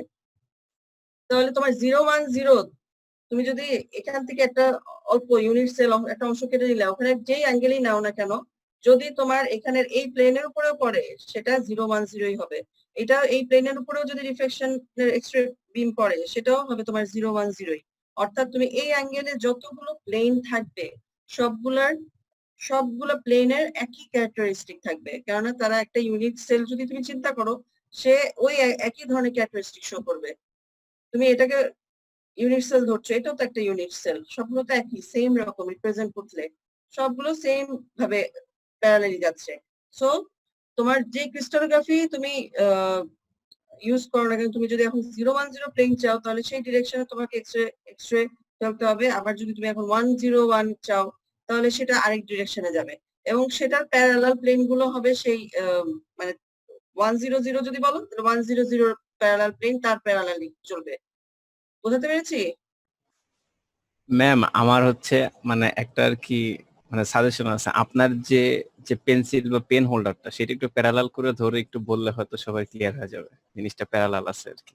প্যারালাল, এই যে এই জায়গাটা বোঝাচ্ছে না প্যারালালটা, এটা হ্যাঁ ম্যাডাম, এই যে এটার সাথে এই যে তিনটাই যে প্যারালাল সেটা হচ্ছে ওটা একটু মানে হরিজন্টালি এই যে ধরলে বোঝা যাবে। হ্যাঁ এরকম হরিজন্টালি করে ধরলে করলে সবগুলো তো প্যারালাল বোঝা যায় না। আরেকটাই পাবো কোথা থেকে? দুইটা বক্স মানে পাবো, সমান সমান তো দুইটা বক্স পাবো না। আচ্ছা থাকবো আরেকটাই না, আছে, সবার সেটা ভাবতে দেখাই। হইতেছে তো ধরো তাই সবাই এরকম, একটু চুপ এই যে বুঝতেছে। দুইটা ধরলাম, এই দুটাকে সেম ইউনিট সেল ধরো, সেম ধরো, ঠিক আছে? জি ম্যাম। সেম ধরলে তুমি অরিজিন ধরেছো ধরো এই পয়েন্টে, এই জায়গাটায় অরিজিনটা, এই জায়গাটায় এখানে এই পয়েন্টটা অরিজিন ধরেছো। এখন এটার এখানে একটা প্যারালাল প্লেন, এই যে এই প্লেনটা, জি এই ম্যাম প্লেনটা, সেটাই। এটাকে একটা হ্যাঁ প্যারালাল প্লেন ধরছো। এটার পরে একটা রিপিটেশন অফ ইউনিট সেল, এটা কিন্তু হ্যাঁ সেম তারপর ধরবা। ওইটাও সেম তাহলে প্যারালাল এখানে এই এখানে যে সাইডের একটা, ফেসটা। হ্যাঁ এটাও একটা প্যারালাল প্লেন, এখানে যে একটা, এটাও একটা হ্যাঁ প্যারালাল এইটাও প্লেন। প্যারালাল, এইটা হচ্ছে এভাবে এই করে তোমার ফিগারটা। যদি অনেকগুলো প্যারালাল প্লেন হয় তাহলে সেগুলো সেম প্লেনকে রিপ্রেজেন্ট করছে। কারণ তুমি অরিজিনটাকে এখানেও ধরতে পারো, অরিজিনটাকে এই জায়গায়ও ধরতে পারো। আবার এইখানেও ধরতে পারো। অরিজিন ধরার ওয়ে হচ্ছে খালি শুধু নিজেকে মানে একটা পয়েন্টে নিয়ে রিপ্রেজেন্ট করতে পারা, ঠিক আছে? জি ম্যাম। আচ্ছা, তাহলে এটা হলো 010। এখন 010 ক্ষেত্রেও যেমন ফ্যামিলি অফ যদি প্লেনস বোঝাতে চাও, 010 ক্ষেত্রে কম্বিনেশন যেগুলো, অর্থাৎ 100 হতে পারে, 010 হতে পারে, 001 হতে পারে, অর্থাৎ একটা একটা ওয়ান তিনটা জায়গায় তো আসা যাওয়া করতে পারে, সেই জায়গায় চিন্তা করলে এই যে 6টা কম্বিনেশন সেটাকে বলছে যে ফ্যামিলি অফ প্লেনস, ঠিক আছে? বুঝতে পারছো? এখানে দেখো, এই স্লাইডটা দেখো, তাহলে বুঝতে পারবে। ম্যাম ফ্যামিলি অফ প্ল্যান্স বলা হয়েছে, কিন্তু এখানে ম্যাম ওই যে ইয়া কাট মানে যে ব্র্যাকেটটা ইউজ করা হয়েছে ওটা কি ম্যাম আলাদা হলো না? না না, এটা ফ্যামিলি অফ প্লেনস, তো প্লেনের ক্ষেত্রে আমি কি বলছি, সেকেন্ড ব্র্যাকেট থাকবে না ফ্যামিলির ক্ষেত্রে? ডিরেকশন না তো, এটা তো direction, family of G direction, ma'am, G ma'am, দুটো জি ম্যাম। ডিফারেন্ট জিনিস। ডিরেকশন হচ্ছে কোনো একটা পয়েন্টের, ঠিক না? আর প্লেন হচ্ছে তোমার একদম পুরো একটা প্লেন, পাতার মতো একটা পুরা অংশ, ঠিক না? এক্স ওয়াই একটা অংশ থাকবে অথবা এক্স জেড একটা অংশ থাকবে, অর্থাৎ একটা প্লেন থাকবে, পয়েন্ট না। পয়েন্টের ক্ষেত্রে ডিরেকশন, আর প্লেনের ক্ষেত্রে হচ্ছে তোমার ওই প্লেনটার কোন কোন জায়গায় আছে সেটা রিপ্রেজেন্ট করছো তুমি। ম্যাম ফ্যামিলি অফ, হ্যাঁ বলো। 100 কেমনে হইলো ম্যাম? এটা বুঝতে পারিনি। না 100 কেমনে হলো না, এটা কিন্তু 100 না, এটা বোঝাচ্ছে এখানে আমি শুধু সবগুলো 100 কম্বিনেশন কে বলছি যে, মানে তুমি এটার সাথে মিলাইও না, 010টাকে যেটা বুঝাইছি এটা মানে কিন্তু 100 না। আমি বলছি যে family of plane, family of plane বলতে কি বোঝায়, 100 এটা বুঝাচ্ছি।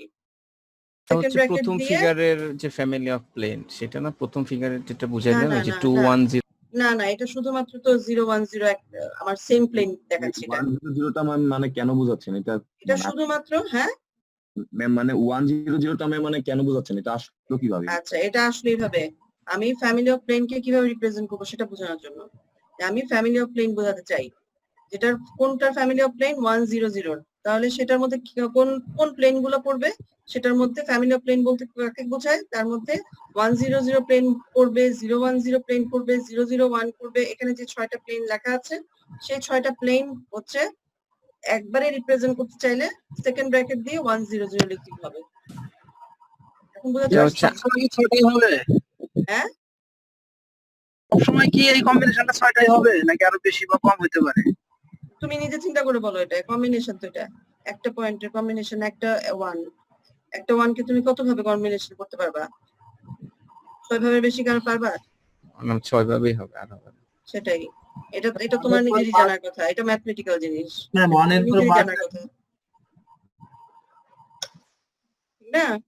কম্বিনেশনটা এটা নিজেরই তো জানার কথা। 100 তুমি দিচ্ছ, একটা ওয়ানকে তুমি তিনটা জায়গায় প্লেস করতে পারো, অথবা মাইনাস ডিরেকশনে তিনটা জায়গায় প্লেস করতে পারো, 6টা কম্বিনেশন হতে পারে এই এই এই এই জায়গার, তাহলে সেটাকে তুমি 100 দিয়ে রিপ্রেজেন্ট করতে পারো। ম্যাম তাহলে আমি, হ্যাঁ বলো, ওয়ানের পর বার দ্বারা কি বোঝাচ্ছেন ম্যাম? এটা বুঝি নাই। এটা কে বললো এখন? সোহেল রানা। জি ম্যাম। ওয়ানের উপর বার দিয়ে কি বোঝাচ্ছে এটা তুমি বুঝো নাই? জি ম্যাম। বাইরে তুমি একটু আগে লেকচার শুনছো? জি ম্যাম। আচ্ছা, মাইনাস বি ডিরেকশন কোনটাকে বোঝাবে? মাইনাস বি ডিরেকশনে যদি তুমি বোঝাতে চাও তাহলে সেখানে তুমি কিভাবে বলবা? প্লেন বা ডিরেকশন যে কোনোটার ক্ষেত্রে তুমি রিপ্রেজেন্ট করতে গেলে মাইনাস বি ডিরেকশনে কিভাবে বলবা, অথবা মাইনাস এ ডিরেকশনে কিভাবে বলবা, কিভাবে বোঝাবা যে মাইনাস এ ডিরেকশনে আছে? মাইনাস দিয়ে বোঝাবা? এখানে কোনটাতে মাইনাস আছে? জি না ম্যাম। তাহলে এতক্ষণ তো এটাই পড়ালাম, না বুঝলে কিভাবে হবে? এতক্ষণ তো এটাই বুঝালাম যে এদিকে ডান দিকে যাচ্ছি যখন পজিটিভ ডিরেকশনে তখন হচ্ছে প্লাস, আর যখন নেগেটিভ ডিরেকশন যাচ্ছি তখন মাইনাস। মাইনাসটাকে রিপ্রেজেন্ট করে মাইনাস দিয়ে না, তার উপরে বার দিয়ে রিপ্রেজেন্ট করে। কোথায় ছিল লেকচারের সময়? খেয়াল করবে একটু। এখানে তো আমি তোমাদের ক্লাসরুম ওভাবে খেয়াল করতে পারবো না যে কে কনসেন্ট্রেট করছো কে করছো না, কিন্তু তোমার নিজের তাগিদে তোমাকে বুঝে নিতে হবে তো, ঠিক না? খেয়াল করতে হবে তো। জি ম্যাম। আচ্ছা, planes can have the same Miller indices only if they are separated by a multiple of lattice parameters. Otherwise, it cannot be expressed by the same Miller indices. এটা হচ্ছে এই কথাটাই বলছে যে আমার এই যে 0 1 0 0 1 0 সেম ইয়ে দিয়ে রিপ্রেজেন্ট করা যাবে যদি তোমার মাল্টিপল সে ইউনিট সেলের মাল্টিপল আকারে যদি সে থাকে। অর্থাৎ আমার এখানে যেমন বি বি বি দিয়ে সেপারেট হয়েছে না, বি বি পরিমাণ, মানে ইউনিট সেলের তুমি যেটা প্যারালাল যে দুইটা প্লেন যদি চিন্তা করো তাহলে তাদের মধ্যে যে সেপারেশনটা সেটা কি বি বি না? এখানে একটু আগে যে আমি বললাম 0 1 0, এটার সাথে এটার সেপারেশনটা কি? ইউনিট তো বি ডিরেকশনে একটা বি সমান সে সেপারেশন হয়েছে, আবার এখানেও একটা বি সমানই সেপারেশন। সেরকম যদি হয় তাহলে সেগুলোকে তুমি একটা নাম্বার দিয়ে রিপ্রেজেন্ট করতে পারবে, অর্থাৎ 0 1 0 দিয়ে রিপ্রেজেন্ট করতে পারবা। কিন্তু তুমি 0 1 0 প্লেন আর 0 2 0 প্লেন যদি বলে সে দুইটা কিন্তু সেম হবে না। আবার 0 2 0 প্লেন সেম হবে না, কারণ 2টা হচ্ছে তোমার আসলে এই যে ইউনিট সেলটার half of B, half of B যদি ধরো, হ্যাঁ বিটাকে যদি হাফ অফ বি ধরো, পয়েন্টটা যদি এই মানে ইন্টারসেক্ট ইউনিট সেলের এই মাঝখান বরাবর যদি একটা প্লেন থাকে, মাঝখান বরাবর এই মাঝখান বরাবর একটা প্লেন ঢুকে গেল এখান দিয়ে, সেই প্লেনটা হবে তোমার হাফ অফ বি। বি হবে তখন তার পরিমাণ বি এর পরিমাণ হবে হাফ, আর এ জিরোই থাকলো, কিন্তু বি এর জায়গাটা 1 বি হচ্ছে না, হাফ অফ বি হচ্ছে। তাহলে হাফ অফ বি হলে আবার রেসিপ্রোকাল করলে কত হবে? 2 হয়ে যাবে না? বোঝা যায় না নাকি? বুঝতে পারছো না? আমি যদি হাফ অফ বি করি তাহলে তো এটা সেম হচ্ছে না, কিন্তু এটা কিন্তু ওটার সাথে প্যারালালি। তুমি কিন্তু 0 1 0 সাথে প্যারালালি যাচ্ছে তারা, কিন্তু এটা ইউনিট সেলের ভেতরে হাফে আসছে ওই প্লেনটা। সো হাফে যে প্লেনটা আসছে সেটা 1 এ যে প্লেনটা আসছে সেটা সব মানে সেটার সাথে এটার ডিফারেন্স আছে, এটা একই ক্যারেক্টারিস্টিক বহন করবে না।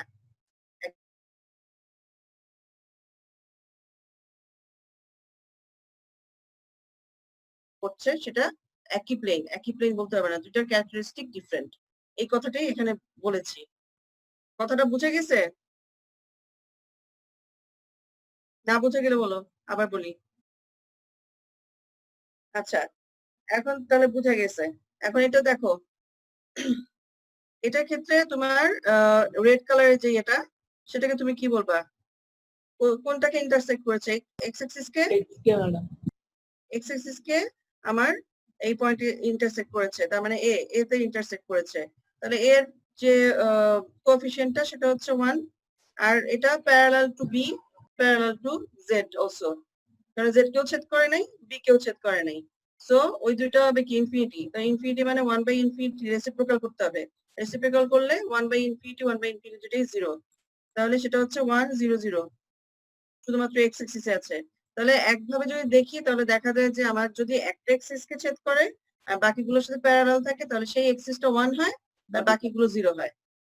বের করলেও ওই একই নিয়ম বের করলে একই জিনিসই আসছে। তাহলে এইটা কিন্তু যখন উপরের অংশটা দেখছি, উপরের অংশটা কাকে ছেদ করছে? জেড অ্যাক্সিস কে। এদিকে যে জেড অ্যাক্সিসটা উপরে প্লেনটা জেড অ্যাক্সিস কে ছেদ করছে না? জেড অ্যাক্সিস কে যদি ছেদ করে তাহলে জেড অ্যাক্সিসে 1 হবে, আর বাকি এক্স আর ওয়াই যেটা এই দুইটার সাথে প্যারালাল, তাহলে ওই দুইটা হবে 0। তাহলে এই যে ছাদের যে অংশটা আর কি, যদি একটা রুম চিন্তা করো, সেটা ছাদের যে অংশটা সেটা শুধুমাত্র উপরে জেডটাকে ছেদ করছে, তাহলে সেটা দাঁড়ালো 0 0 1। এখন আসো 1 1 0। 1 1 0 কিভাবে করবা? এক্স অ্যাক্সিস কে কোন জায়গায় ছেদ করছে? ওয়ানে 1 মানে এতে, মানে ফুল এতে। ফুল এতে, হ্যাঁ। আবার y অ্যাক্সিস কে করছে, y এতে axis ওয়াই তে কত? ছেদ করছে, ছেদ করছে। 1 হ্যাঁ, আর তাহলে জেড এ যায় a না। আর b আছে, আর z এর সাথে প্যারালালি চলে গেছে উপরের দিকে, তার মানে ওটা প্যারালাল, তার মানে ইনফিনিটি ওটা। তাহলে x অ্যাক্সিস এ 1, y অ্যাক্সিস এ 1, আর ওটা হবে ইনফিনিটি, যেটা 1/ইনফিনিটি মানে 0। তাহলে 1 1 0 এই প্লেনটা। আচ্ছা, এখন আসছো এটা, এটার ক্ষেত্রে এটার মতোই অনেকটা, খালি এই উপরের অংশটা একটা জায়গায় ছেদ করেছে জেডটাকে। তাহলে এখানে আসছে এটা, এদিকে এক্স অ্যাক্সিস কে ছেদ করেছে, এদিক থেকে আমি এরকম করলে এই জায়গায় ছেদ করেছে এক্স অ্যাক্সিস কে। আবার অরিজিনের থেকে দেখো উপরে, উপরে ছেদ করেছে, অরিজিনে না, অরিজিন থেকে উপরে, তার মানে জেড অ্যাক্সিসেও ছেদ করেছে। আবার এটা এই অংশে ওয়াই অ্যাক্সিসেও ছেদ করেছে, ঠিক না? মানে একটা এই ধরনের একটা স্লাইডিং ত্রিভুজের মতো চিন্তা করো, বা রুমের মধ্যে একটা কর্নার থেকে আরো 2 কর্নারে এভাবে করে একটা ত্রিভুজ চিন্তা করে, যেরকম যে একটা রুফ এরকম করে স্লাইড হয়ে আছে, এরকম রুফটা এরকম স্লাইডিং, তাহলে সেটা হচ্ছে তোমার 1 1 1। ঠিক আছে? আচ্ছা, আর এটা দেখিয়েছি শুধুমাত্র বোঝানোর জন্য যে -1 ডিরেকশনে যদি চিন্তা করতে হয়, কখন তোমার চিন্তা করতে হবে সেটা, সেটা হচ্ছে ধরো এই যে এই প্লেনটাকে তারা বলছে 1 1 0 1 -1 0 1 1 বার 0 আর কি, 1 -1 0। এখন এটাকে তুমি 1 -1 0 কিভাবে বুঝবা? এটাকে বোঝার জন্য দেখো এই পয়েন্টটা যদি চিন্তা করো, এই যে এই পয়েন্টটা তো আমার এক্স বা ওয়াই এক্সিস এর উপরে নাই, তাহলে বোঝা যাচ্ছে না যে কোন জায়গাটায় ছেদ করেছে। লম্ব আউট করবো ম্যাম, হ্যাঁ, ওই পয়েন্ট থেকে লম্ব আউট করবো, মানে না, এক্স এর উপরে লম্ব আর ওয়াই এর উপরে লম্ব। ওই পয়েন্টকে পুরো পিছাইয়ে দিবা, মানে এই পয়েন্টটাকে তুমি এই যে এই তলটাকে অরিজিনটাকে এই পয়েন্টে না ধরে সামনের দিকে পয়েন্টে ধরবা, তাহলে সেটা নেগেটিভ এক্সিসে চলে যাবে। ম্যাম আপনি যে এটা হচ্ছে মাঝখানে আছে, এটা আমাদের যে কোনো একটা এক্সিস ফলাইতে হবে, তাই? হ্যাঁ, আপনি শোনো, তুমি যে লম্ব যেটা বলছো, লম্ব কিন্তু শুধু পয়েন্টের ক্ষেত্রে আমরা করেছি, এটা কিন্তু লম্ব না, এটা হচ্ছে ইন্টারসেক্ট করছে যে জায়গায়, এক্সিস কে ইন্টারসেক্ট করছে যে জায়গায়। তাহলে আমি এই যে এইটাকে ডিটেক্ট করছি এখন, এটার এই পয়েন্টটা তো এখানে ছেদ করছে এই পয়েন্টে, এই পয়েন্টকে তুমি তো এক্স বা ওয়াই এক্সিস এর কোনো কিছু দিয়ে বলতে পারছো না যে এক্সিস কে এই পয়েন্টে ছেদ করেছে বা ওয়াই এক্সিস কে এই পয়েন্টে ছেদ করেছে। সেটা বলার জন্য তোমার এটার অরিজিনটাকে এই জায়গায় না ধরে এর অরিজিনটাকে ধরে এই জায়গায় যদি ধরতা, আমার তো সেম সেলগুলো তো সেম, তুমি জাস্ট অরিজিনটাকে সামনে আগায় দিছো, এটাকে নেগেটিভের জায়গায় দিয়ে দিছো। মানে স্যার ম্যাম পুরো তলটাকে আমি চেঞ্জ করে সরাই নিতেছি, আমি অরিজিনটাকে সরাই নিচ্ছি অন্য একটা বিন্দুতে নিয়ে, হ্যাঁ। যাতে করে আমি ইন্টারসেক্টটা পাই বা কোনো একটা কোঅর্ডিনেটে। তাহলে ইন্টারসেক্টে আমি যদি এটাকে ডান দিকে সরাই, ওই প্লেনটাকে আমি নেগেটিভ ডিরেকশনে সরাই দেই, মানে আমি অরিজিনটাকে যদি এর পজিটিভ ডিরেকশনে ধরি, তাহলে সেটা এই যে এই পয়েন্টে চিন্তা করতে পারবা। তখন তুমি ইউনিট সেলের মতোই লাগবে, এখানে তো আর একসাথে দুটো ছবি ইয়ে করা যাচ্ছে না। তুমি যখন এই জিনিসটাকে চিন্তা করছো, তুমি অরিজিনটাকে সরাই ফেলতেছো এই সাইডে, তাহলে এখানে যদি অরিজিন সরাও, তাহলে অরিজিনের হিসাবে এটা তখন নেগেটিভ ডিরেকশনে থাকবে। বুঝা গেছে? সেটাকে আঁকছে এইটা দিয়ে, যে আমার অরিজিনের থেকে তখন এটা নেগেটিভ ডিরেকশনে এরকম একটা প্লেন দেখতে পাবো। তখন এই প্লেনটা হচ্ছে এই প্লেনটাকে রিপ্রেজেন্ট করবে। তো এই প্লেনটা কি করছে, এটাকে ছেদ করছে না এখন এক্স অ্যাক্সিস কে, জি ম্যাম। তাহলে হ্যাঁ এটাকে ইন্টারসেপ্ট করছে, ওয়াই কেও ইন্টারসেপ্ট করছে, তাহলে Y কে এক্স কে negative। ইন্টারসেপ্ট করছে এ বরাবর, ওয়াই কে -b, আর জেড কে কিছু করছে না, জেড প্যারালাল। জেড এর প্যারালাল। 1 -1 0। ঠিক আছে? ম্যাম এটা কি মানে এক্স এক্সিস কে নেগেটিভ দিকে নিয়ে করা যায় না? এটা তখন কি X-axis কে- 1 বার 1 0 আসে? এক্স অ্যাক্সিস কে নেগেটিভ দিকে তুমি নিয়ে কিভাবে করো? তোমার তো এক্স অ্যাক্সিস কে তোমার এক্স অ্যাক্সিস কে যদি নেগেটিভে করো, তো ওয়াই আমরা অ্যাক্সিস তো তো y সলিউশন হবে না, নিলাম না, আমি যদি ওয়াই এর সলিউশনটা তো হবে না তোমার। এক্সিস কে এটাকে যদি তুমি এদিকে টানো, তোমার এটাকে যদি তখন ম্যাডাম y পজিটিভ হবে, x নেগেটিভ হ্যাঁ, হয়ে যাবে। না তুমি এটাকে এই জায়গায় যদি অরিজিন ধরো, তার মানে কি এটা এক্সটাকে নেগেটিভ ধরতেছো বলতেছো, যেটা জি ম্যাডাম, এটাকে তখন ম্যাডাম 1 বার 1 0 হবে না? এদিকে ওয়াই আর এদিকে হ্যাঁ হবে। সেটাও হবে। কারণ হ্যাঁ, এক্স কে তুমি এই ডিরেকশনে ধরছো, এখানে ওয়াই কে ধরছো, তাহলে এই ওয়াই কে সে ছেদ করছে, আবার এটা এক্স কেও ছেদ করছে, তো জি ম্যাম। সেই অনুযায়ী তোমার এটা ইয়ে হবে, কিন্তু জেড এর সাথে সবসময় সে প্যারালাল থাকছে, সো ওইটা তোমার ডিরেকশন হবে। জি ম্যাম। ঠিক আছে? আচ্ছা আচ্ছা ম্যাম, হ্যাঁ মানে এক নাম্বার যেটা ওই যে madam intercepts x not y not and z not আর হ্যাঁ হাফ এ ওয়ান হ্যাঁ এটা সি ইনফিনিটি। ম্যাডাম আমরা যখন প্যারালাল হলে ম্যাডাম জিরো, আমরা তো ইনফিনিটি ধরলাম। এই জায়গাতে আমরা যাওয়া এই যে ম্যাডাম যেগুলো প্যারালাল হলে প্যারালাল ছিল জিরো, হচ্ছে না, স্পষ্ট হচ্ছে না শব্দটা, বলো আবার। প্যারালাল হলে ম্যাডাম প্যারালাল হলে আমরা এইদিকে জিরো ধরছিলাম না? না না, প্যারালাল হলে তো তোমার মূল তো হচ্ছে ইনফিনিটি, তারপর না 1/∞ = 0 আসছে, ও আচ্ছা, ঠিক না? প্যারালাল হলে এমনিতে তো জিরো না, মানে প্যারালাল মানে কি? প্যারালাল মানে ম্যাথমেটিক্যাল তুমি ইনফিনিটি কেন বলো? সেটা ধরে নাও যে তোমার ইনফাইনাইট দূরে যে এটা মিশবে, কারণ এটা তো এতই প্যারালাল, এটা আস্তে আস্তে যদি এরকম শ্রিঙ্ক হয় সেটা কোন জায়গায় যাবে? এটা প্যারালাল, সেটা মিশবেই না, আসলে এটাই বুঝায়, মিশবেই না। ইনফিনিটিতে মিশা মানে তো এটা না মিশার মতো আর কি ব্যাপারটা, সেজন্য ওটাকে ম্যাথমেটিক্যালি রিপ্রেজেন্ট করে ইনফিনিটি দিয়ে। যখন দুটো জিনিস প্যারালাল তখন সেটাকে ধরে ইনফিনিটি, সেটা মাঝখানে যে এটা ইন্টারসেক্ট করবে না, মানে এটা ডিস্টেন্সটা তো কখনো একসাথে বাঁকা একটু অ্যাঙ্গেল থাকলেও সেটা ইন্টারসেক্ট করতো, তাহলে এটা ইন্টারসেক্ট করছে না। ঠিক আছে? আচ্ছা এই হচ্ছে প্লেন। ইয়েস এখন ম্যাম। আসি ডিরেকশন। এটা শেষ না ম্যাম? স্লাইডের বেশি লাস্ট টাইম পেজ। লেগে গেছে না? জি ম্যাম। মনে হচ্ছে না আজকে লেকচার শেষ করা যাবে প্লেন বুঝাতে গিয়ে। আচ্ছা ক্রিস্টাল ডিফেক্ট আমরা এতক্ষণ পর্যন্ত পড়লাম যে ক্রিস্টালের পারফেক্ট যে স্ট্রাকচার, সেটা মানে ক্রিস্টাল বলতে কি বোঝায়, সেটা হচ্ছে আমার অনেকগুলো ইউনিট সেল, সেগুলো যদি প্যারালালি তোমার প্লেস করো, তাহলে সেটা হচ্ছে তোমার একদম সব একই রকম, সেটা হচ্ছে তোমার রিপিটেশন হয়, তাহলে সেটা হচ্ছে তোমার ক্রিস্টাল বা ল্যাটিস। ঠিক না? ল্যাটিস বলবা যখন পয়েন্ট প্লেস করছো, আর যখন হচ্ছে অ্যাটম প্লেস করে দিয়েছো সেখানে, তখন হচ্ছে সেটা ক্রিস্টাল। ক্রিস্টাল। ক্রিস্টাল। হ্যাঁ, সো এটা খেয়াল করবা, পয়েন্ট বলতেছো নাকি অ্যাটম বলতেছো ক্রিস্টালের যদি কখনো সংজ্ঞা বলে বা এই ধরনের কিছু। আচ্ছা কিন্তু আসলে নরমালি যখন তুমি কোন একটা কিছু ক্রিস্টাল ফর্ম করতে চাও, তখন সেখানে অনেক ইম্পিউরিটি আসে, অনেক ইম্পিউরিটি থাকে, অথবা অনেক সময় আবার আমরা ডপিং ম্যাটেরিয়ালও করি, তার ম্যাটেরিয়ালটাকে প্রপার্টিকে ভালো করার জন্য, অথবা আমি কিছু ইলেকট্রিক্যাল প্রপার্টি ওটার মধ্যে ইনক্লুড করার জন্য, যে আমার এই ম্যাটেরিয়ালে আমি যে জিনিসটা এখন তৈরি করব সেটার মধ্যে আমার এই ধরনের ইলেকট্রিক্যাল মানে ক্যারেক্টারিস্টিক গুলো থাকতে হবে, তাহলে সেই ক্ষেত্রে আমার তখন ইলেকট্রন বেশি প্রয়োজন হবে চার্জের, নাকি পজিটিভ প্রোটনের ইয়েটা বেশি প্রয়োজন হবে, কোন অংশটা আমার প্রয়োজন হবে, সেই অনুযায়ী অনেক সময় ডপিং করো। তো এই অনুযায়ী তোমাদের ম্যাটেরিয়াল এক এক রকম ভাবে সিলেক্ট করতে হয়, সেটার ফলে এগুলো তো তার হোস্ট অ্যাটম না, তার ক্রিস্টাল যে স্ট্রাকচার থাকার কথা সেটা থাকে না, তখন সেটার মধ্যে দেখা যায় যে আমার ইম্পিউরিটি থাকে, সেটাকে বলা হয়ে থাকে তখন ক্রিস্টালটাকে যে ডিফেক্ট আছে, অর্থাৎ এটার মধ্যে ডিফেক্ট থাকে, ক্রিস্টাল কখনো পারফেক্ট হয় না।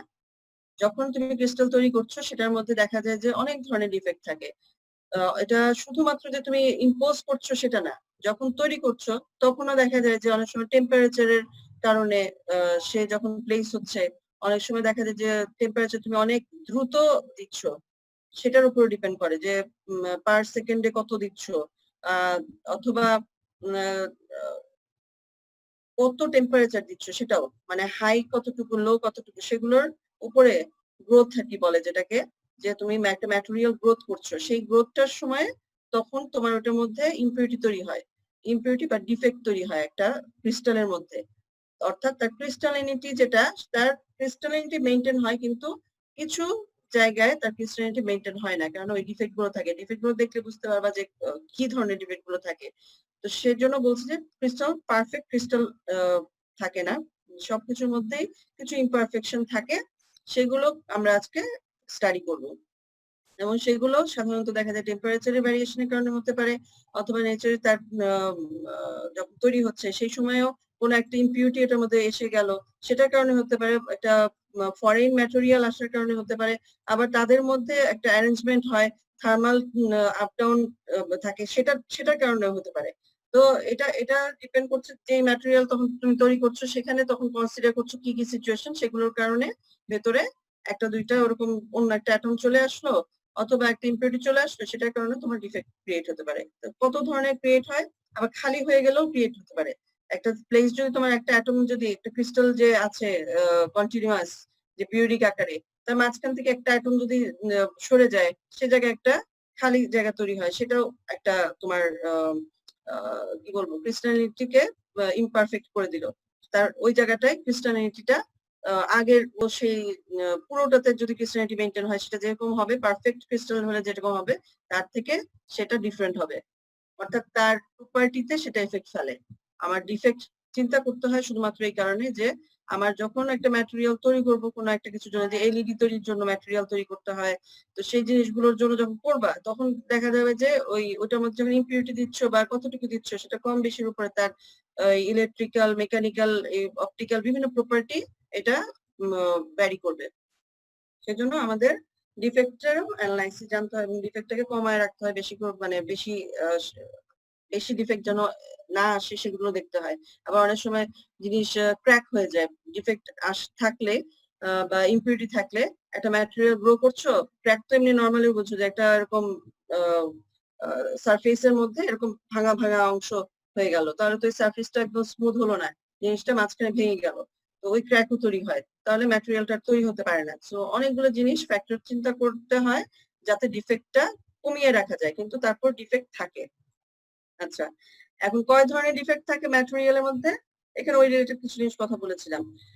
4 ধরনের ডিফেক্ট চিন্তা করেছে, সেটার মধ্যে হচ্ছে point defect, line defect, surface defect আর ভলিউম ডিফেক্ট। আচ্ছা, পয়েন্ট ডিফেক্ট কাকে বলছি? পয়েন্ট ডিফেক্টের মধ্যে অনেকগুলো অংশ আছে আর কি, অর্থাৎ পয়েন্ট ডিফেক্ট নামের সাথে মিল আছে যে তোমার একটা পয়েন্টে একটা অল্প অ্যাটমিক ফিউ অ্যাটমিক ডিস্টেন্সে যদি কোনো ডিফেক্ট থাকে, তাহলে সেটা কোনো অ্যাটমিক অ্যারেঞ্জমেন্টের চেঞ্জ থাকে, তাহলে সেটা হচ্ছে তোমার পয়েন্ট ডিফেক্ট। পয়েন্ট ডিফেক্টের মধ্যে কি কি আছে? ভ্যাকেন্সি আছে, এই যে একটা ছবি দেখিয়েছে অ্যাটমিক, কতগুলো অ্যাটম দেখিয়েছে অ্যাটমিক স্ট্রাকচারের মধ্যে, এরা ক্রিস্টালিটি মেনটেন করছে, এরাও মেনটেন করছে, এটার মাঝখানে এই জায়গায় একটা দেখো ভ্যাকেন্সি ক্রিয়েট হয়েছে, একটা অ্যাটম এখান থেকে সরে গেছে, এখানে ভ্যাকেন্সি একটা ক্রিয়েট হয়েছে। এই যে ভ্যাকেন্সি ক্রিয়েট হয়েছে এটার জন্য এই যে ক্রিস্টালটার যে প্রপার্টি, তার প্রপার্টিতে কিছু এফেক্ট করবে, তাহলে এটা পুরোপুরি ক্রিস্টালাইন তখন হলো না, মানে পারফেক্ট ক্রিস্টাল যেটা কি, এখানে একটা অ্যাটম যদি থাকতো তাহলে সেটা পারফেক্ট ক্রিস্টাল হতো, তাহলে এটা হচ্ছে তার ডিফেক্ট। যেহেতু এটা ওয়ান অ্যাটমিক একটা পয়েন্টে তৈরি হচ্ছে, সেই জন্য এটা হচ্ছে পয়েন্ট ডিফেক্ট বলা হচ্ছে, এবং এই পয়েন্ট ডিফেক্টের নামটা হচ্ছে ভ্যাকেন্সি।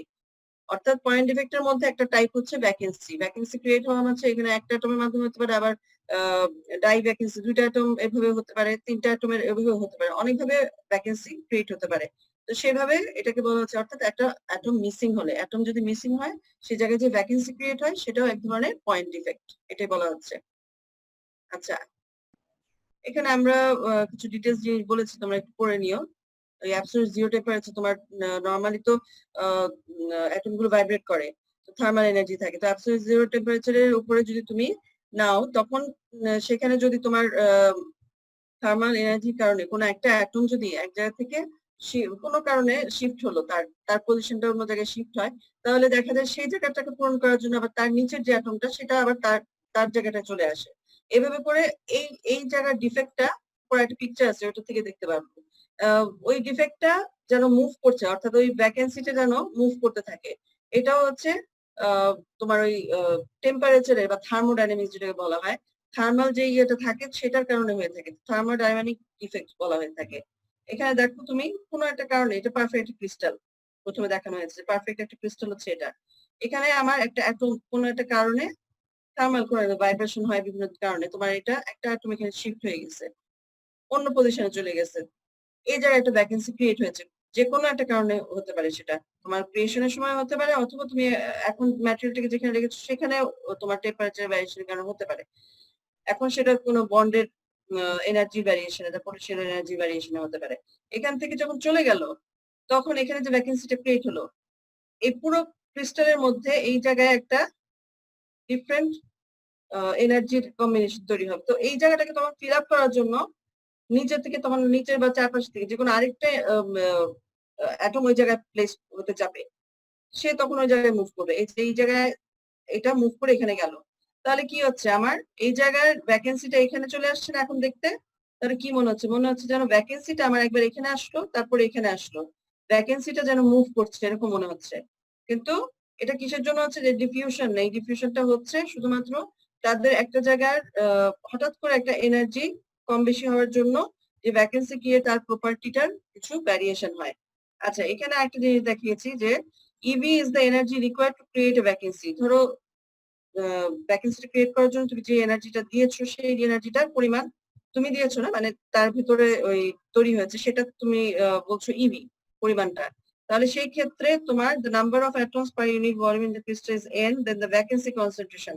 তাহলে ভ্যাকেন্সি কনসেন্ট্রেশন তোমার কত সেটার মেজারমেন্টের একটা ওয়ে হচ্ছে এই n exponential of minus EV by KT. KT তো জানোই, কে হচ্ছে বোলজম্যান কনস্ট্যান্ট আর হচ্ছে টি হচ্ছে টেম্পারেচার।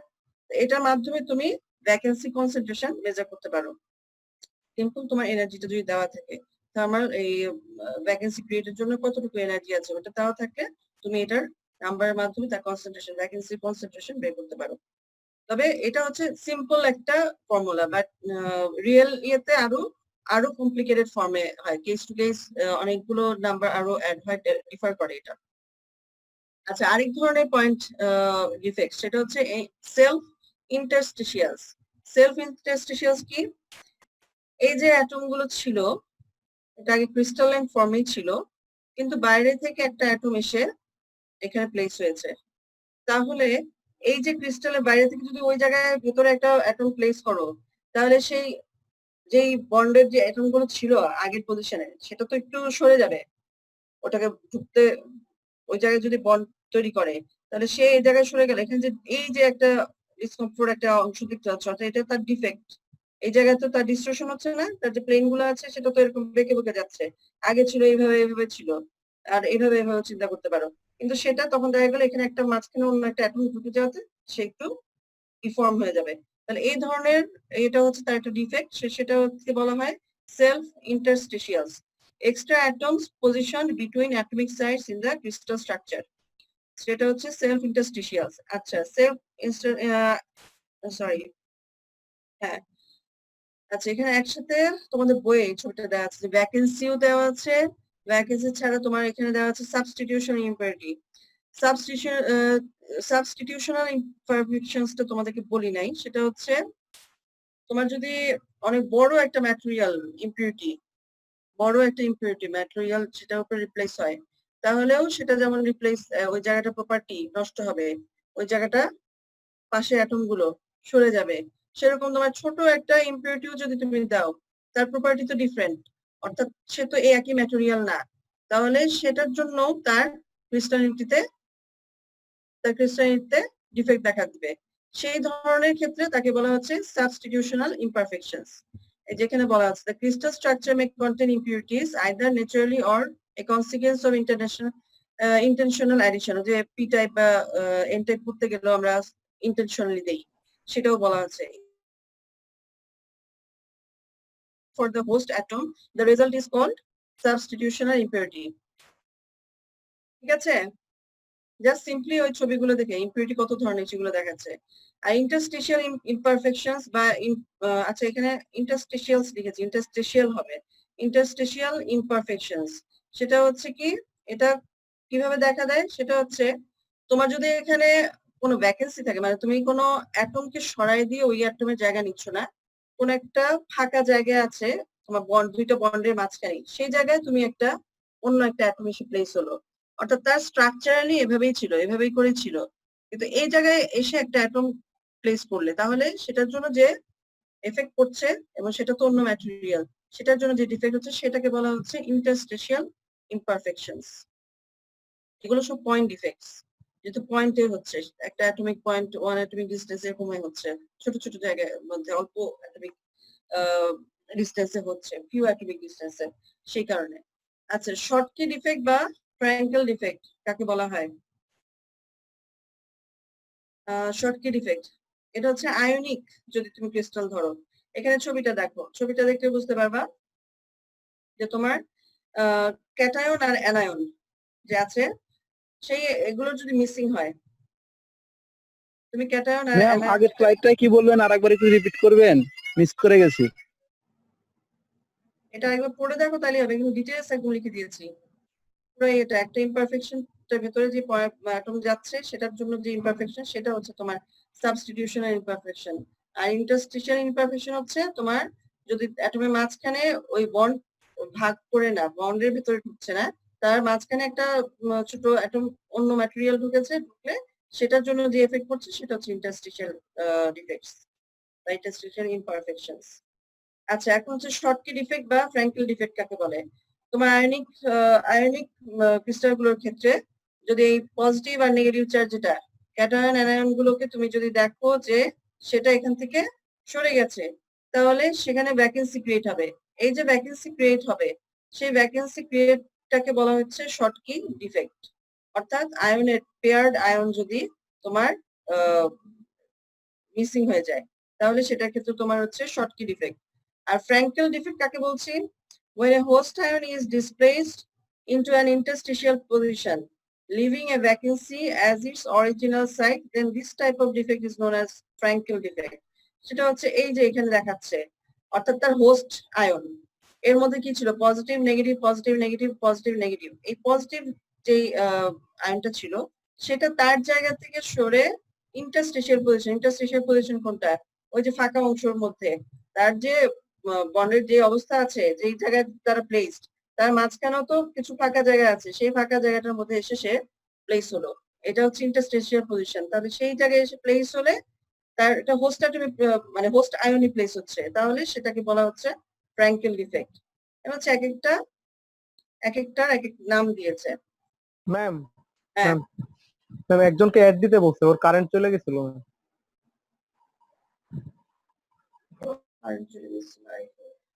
শেষ করবি না আজকে? আর হ্যাঁ, এই তো আর বেশি মনে যাবে না।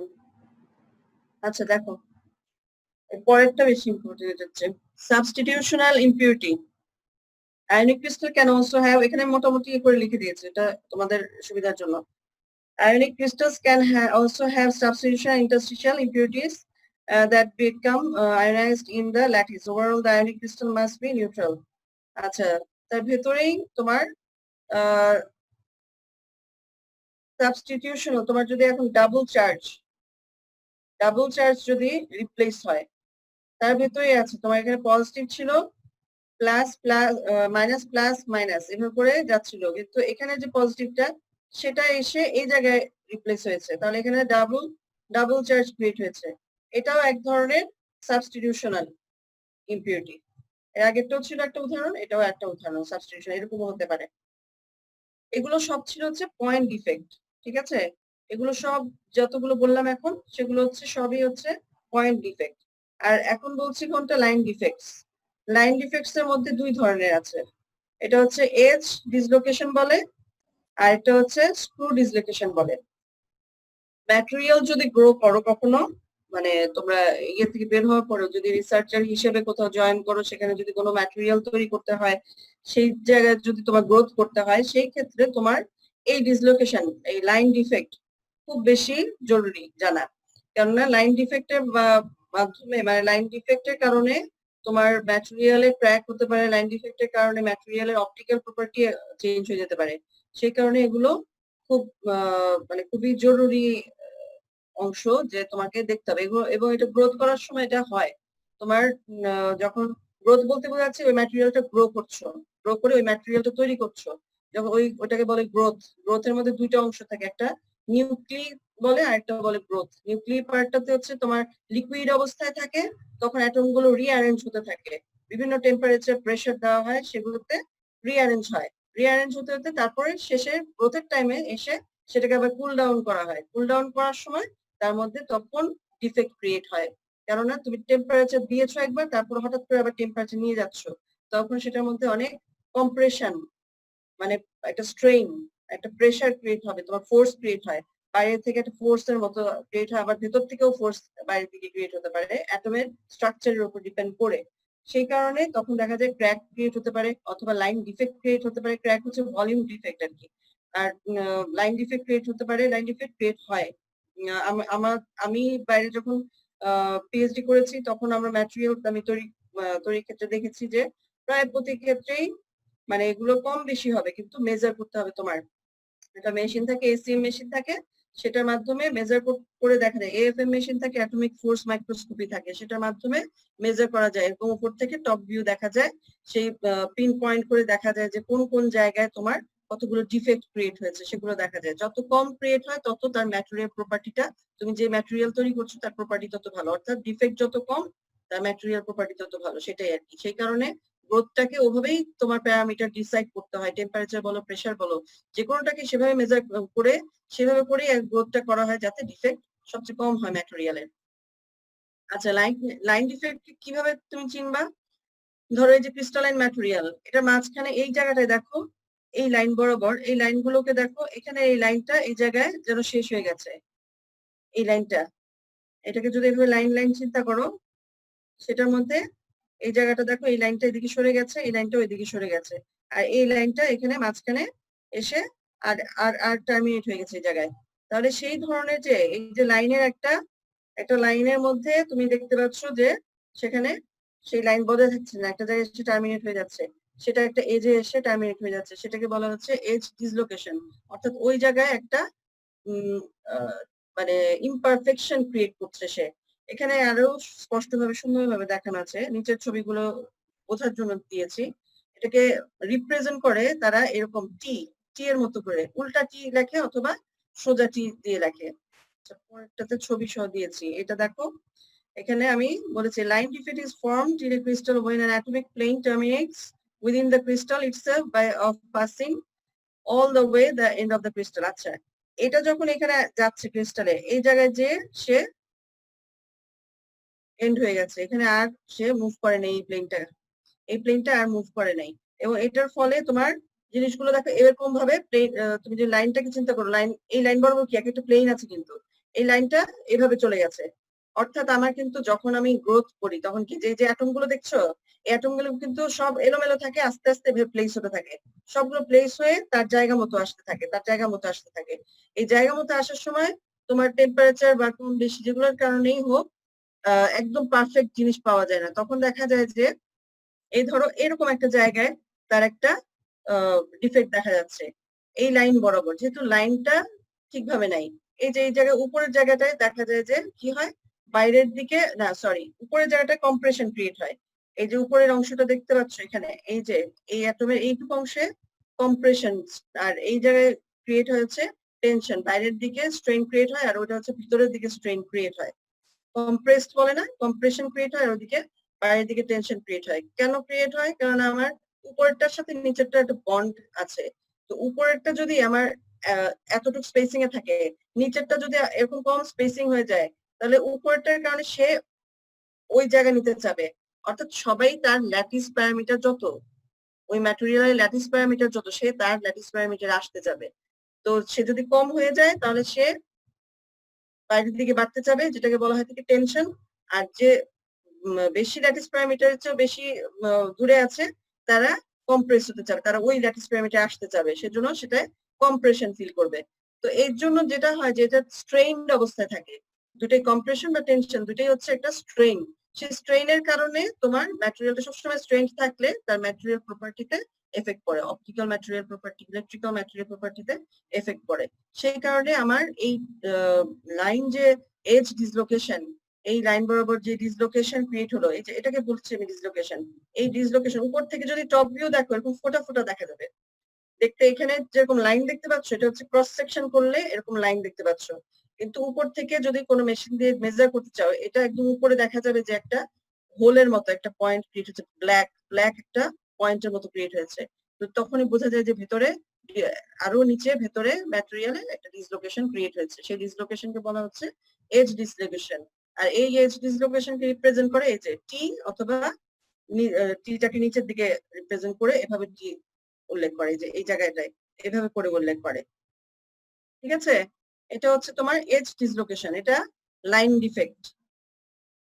ডিফেক্ট আচ্ছা আজকে অলরেডি ক্লাস শেষ হয়ে গেছে প্রায় অল্প একটু ছিল ম্যাম আর না ম্যাম না জাস্ট দুইটা স্লাইড থাক ম্যাম আজকে থাক না না এই দুইটা সাইকেল আজকে পরের থাক দিনের ম্যাম। লেকচারের সাথে এটা কোনো যাবেই না, বুঝছো?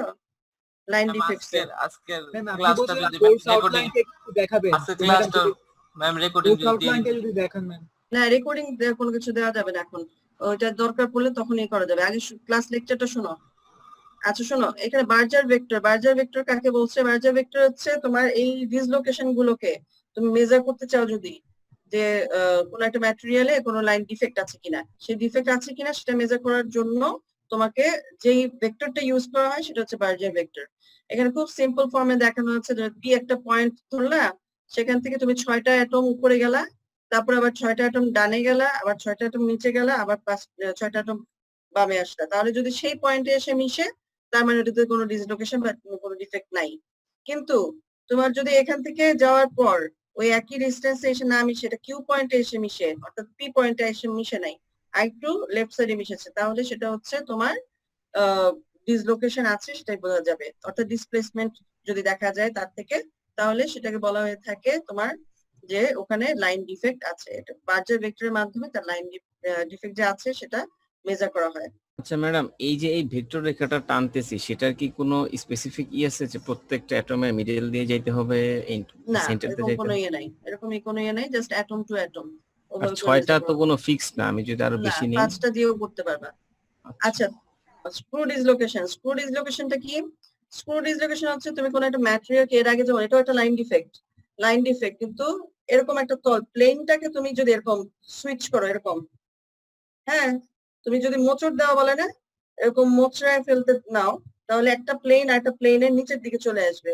সেই যে এই যে এই অবস্থাটা, এটা হচ্ছে স্ক্রু তো এরকম ঘোরায় না, সেই নাম থেকে স্ক্রু ডিসলোকেশন। এইটা ঘোরানোর ফলে অর্থাৎ একটা অ্যাটম তখন একটা প্লেন থেকে অন্য প্লেনে চলে যায়, সেটার জন্য এখানে একটা ডিসলোকেশন ক্রিয়েট হয়। এই যে এখানে আঁকার মাধ্যমেও দেখানো হয়েছে যে এই প্লেন আর এই প্লেনটা সেম প্লেনে নাই, অর্থাৎ এই জায়গার অ্যাটম আর ওই জায়গার অ্যাটমের মধ্যে একটা সুইচ হয়েছে, সেই কারণে এই ধরনের ডিসলোকেশনকে বলবা তুমি স্ক্রু ডিসলোকেশন। সাধারণত ম্যাটেরিয়ালে স্ক্রু এবং এজ দুই ধরনের ডিসলোকেশনের মিক্সড ফরম্যাটই থাকে, দুটোই থাকে। আচ্ছা সারফেস ডিসলোকেশন, এটা নিয়ে বেশি কিছু বলবো না। সারফেস ডিসলোকেশন আর ভলিউম ডিসলোকেশন হচ্ছে আগে বলেছিলাম যেটা, এটা হচ্ছে ক্র্যাক হচ্ছে উপর দিকে তোমার ম্যাটেরিয়ালটা ভেঙে যাওয়া, ক্র্যাক তো আমরা বুঝি শব্দ থেকে, অর্থাৎ আমার এর ভিতরে যখন এই টেম্পারেচারের ভ্যারিয়েশন হচ্ছে ম্যাটেরিয়াল তৈরি করার সময়, তখন ম্যাটেরিয়ালটা ক্র্যাক হয়ে যায়, ক্র্যাক হলে সেই ম্যাটেরিয়াল আর ইউজ করা যায় না, সেই ম্যাটেরিয়াল দিয়ে কোনো কিছু তুমি তৈরি করতে পারবে না। এটাই হচ্ছে তোমার ভলিউম ডিফেক্ট, ক্র্যাক কে বলা হচ্ছে। আর সারফেস ডিফেক্ট কোনটা? আমি তোমাকে এর আগে বলেছিলাম যে কতগুলো স্ট্যাকিং লেয়ারের কি বলে ইমপারফেকশন যখন হবে তখন হচ্ছে change in the stacking consequence of atomic planes, এখানে লিখে দিয়েছি। এখানে তোমার যখন নিউক্লিয়েশনের স্টেজটা থাকবে, নিউক্লিয়েশন হচ্ছে তখন হচ্ছে লিকুইড ফরম্যাটে তোমার অ্যাটম গুলো আসছে, অর্থাৎ প্লেস হচ্ছে এক একটা জায়গায় লিকুইড ফরম্যাটে। তারপর যখন গ্রোথ হওয়ার সময় একটা সাথে তো মানে লাগছে, গ্রোথের অনেকগুলো সিস্টেম আছে, সেগুলো ওই অ্যাটম গুলো একটা একটার সাথে বন্ডেড হচ্ছে, এবং যখন যে তুমি গ্রোথটাকে কুল ডাউন করছো তখন সেটা ফিক্স হয়ে যাচ্ছে, এবং সেই যে ফিক্সড হচ্ছে সেটা পলিক্রিস্টালাইন হতে পারে, ক্রিস্টালাইনও হতে পারে।